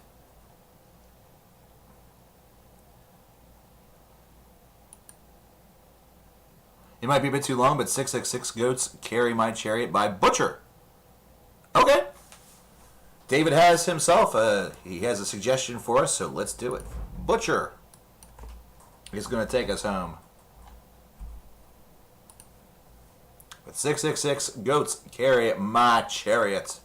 Off of the album, actually, of the same name. That's 9 minutes and 19 seconds, whatever. You're taking us home with actually something I've not heard yet this year. So, this is a 2020 release, eh? Well, guess what that means? It's going in the old 2020 releases playlist, where it belongs. Hey, if you want to check out the 2020 releases playlist and maybe listen to some of those albums on your own that you are not familiar with, guess what? You can do that. You can do that by going right there. And this album, the album that this is off of, which is entitled, by the way, in case you didn't hear, 666 Goats Carry My Chariot. So 666 goats carry my chariot. This just became a part of the playlist. Which Dave just said, this is his album of the year. So, okay, now you've got my attention. Now you've gotten my attention.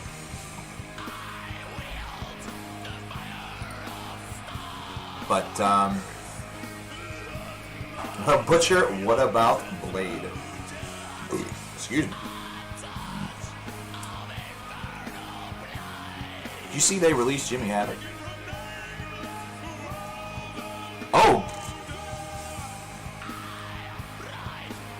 I just realized that there's wrestling on tonight.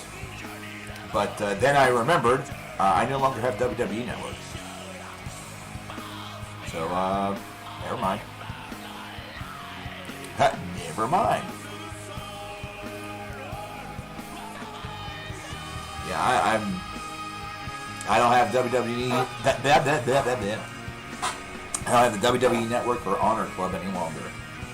Yeah, Dynamite is tonight. Oh no, if you send me an email, it probably won't be filtered to spam. The only I ask for your name in the email just so I know who you are. Just in case other folks get some funny ideas. Get some funny ideas. You know what I mean? Yeah, it should go through just fine though. Christian, how's it going? We are just wrapping up actually. We will be heading out here after this excellent sounding track from Butcher. This is 666 Goats Carry My Chariot by Butcher off of the album of the same name. If you look to your left there, Christian, holy shit, have we had a day. I bet you could pop in. Everybody who's here knows, but those who just came in will not. So I will tell you all. We will be doing Viewer Videomania for probably the next 2 or 3 weeks. And depending on the success, it may just become a permanent fixture since I kind of like the idea of making videos that you guys want to see as opposed to just doing whatever the hell I want, you know? Like, who the hell am I? Especially considering I'm not a very huge, I'm not a huge advocate of making videos. I wasn't happy with how my videos were looking. So you know the cool part about this that might be from this, or that might come from it, is that I might end up recording stuff and end up really liking the voice that maybe I've gained in the past 9 months, or I might feel rejuvenated. I don't know. I'm excited about this. I'm stoked. They vandalized Chris Cornell's statue. What? Who vandalized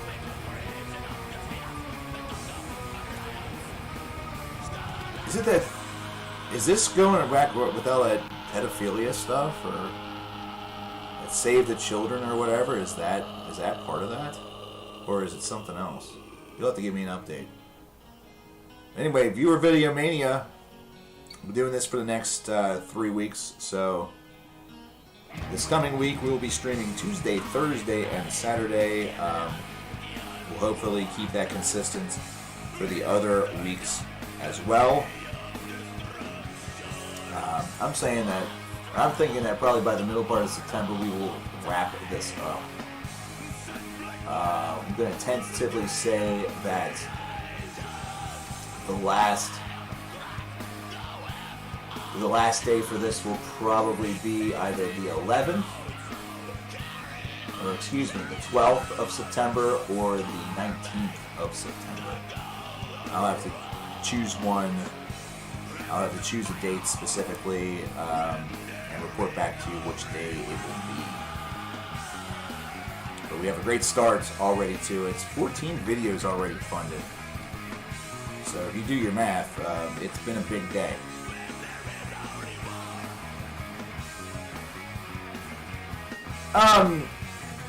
Yeah, it's not so much that I got tired of it. It was very much that for a while there I kept being able to find different voices or different things to do in order to make different types of videos or different styles or, you know, different topics. If you remember, like in 2015 and 2016, we had the start of a lot of different series, like 5 recently released, and we had the start of 5 Reasons and some of those other things. Like I should have maybe not stopped doing CCAN's faves or 10 songs you need to check out, you know, things like that. They really weren't getting over, and I was starting to run out of ideas for that, you know. And then we got to Rank 'Em All. You know, Rank 'Em All has ended up being one of the most popular of those, even if the numbers don't necessarily reflect it. You know, 5 Reasons will always be my most popular series. But yeah. Wish you got up earlier so you could join. No, that's okay. Like I said, we're not done with this by a long shot. We still have a couple weeks remaining. You know, we just got started, really.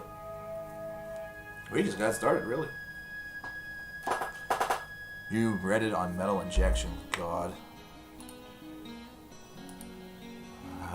Let's take a...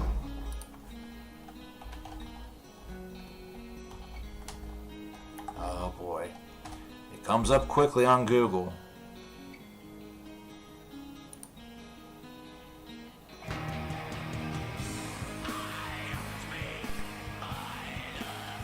White paint.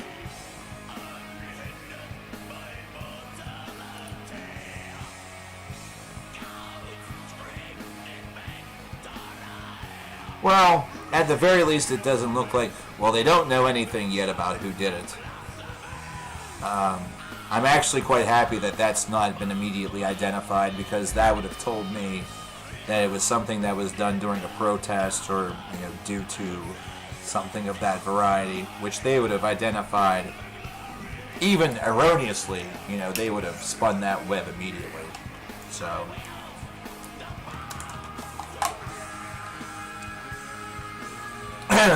Okay. No problem, Randall. Thank you very much. I will take a look at that, and I will put that by your name and all that fun stuff. We'll come in Tuesday, and we'll see what all that we have, and hopefully we will see a couple of the other folks that may be missing.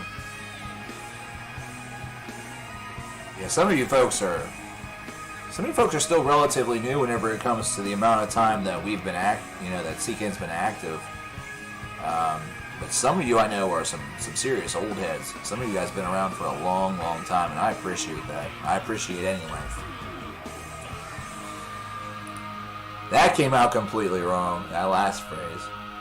That's my cue that I should probably take a hike for the night. Before I just degrade into a seamless display of potty language and gobbledygook.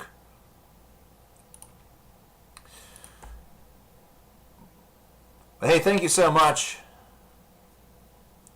Thank you so much to everybody who showed up for the first day of Viewer Videomania. I'm starting to get better at putting over my own gimmick. I will hopefully see you guys on Tuesday. We will continue this, and we will... I think I'm going to have to extend that big list. You know, we got 14 so far. I think I only made it to 25. And we're already more than halfway there. There's a look at what's going on right now. 2 for Evil Toad, 1 from Evil Toad. It's gifted over to Maru. Randall McDonald's. We know what his is going to be. He's already gave us an indication. 10 for Meatmun, because the man is he's a man possessed. With tremendous generosity. Wow. I still don't know what to say whenever it comes to that. And really to all of the terrific generosity and y'all have been wonderful today. And then number 14, we have 6 people in chat that are associated with that one. So we'll see where that goes. I will try to get together a running list of all of the ideas once they come in from the various individuals that are responsible for them or they are assigned to. That way you folks out there can know what to expect. But I will see you guys later. I appreciate y'all once again. You have a terrific evening and an even better weekend. Take care of yourselves. Take care of others. Be good to yourselves and be good to others. And above all else, keep it metal. Keep it music. CKN for life. CKN Club forever.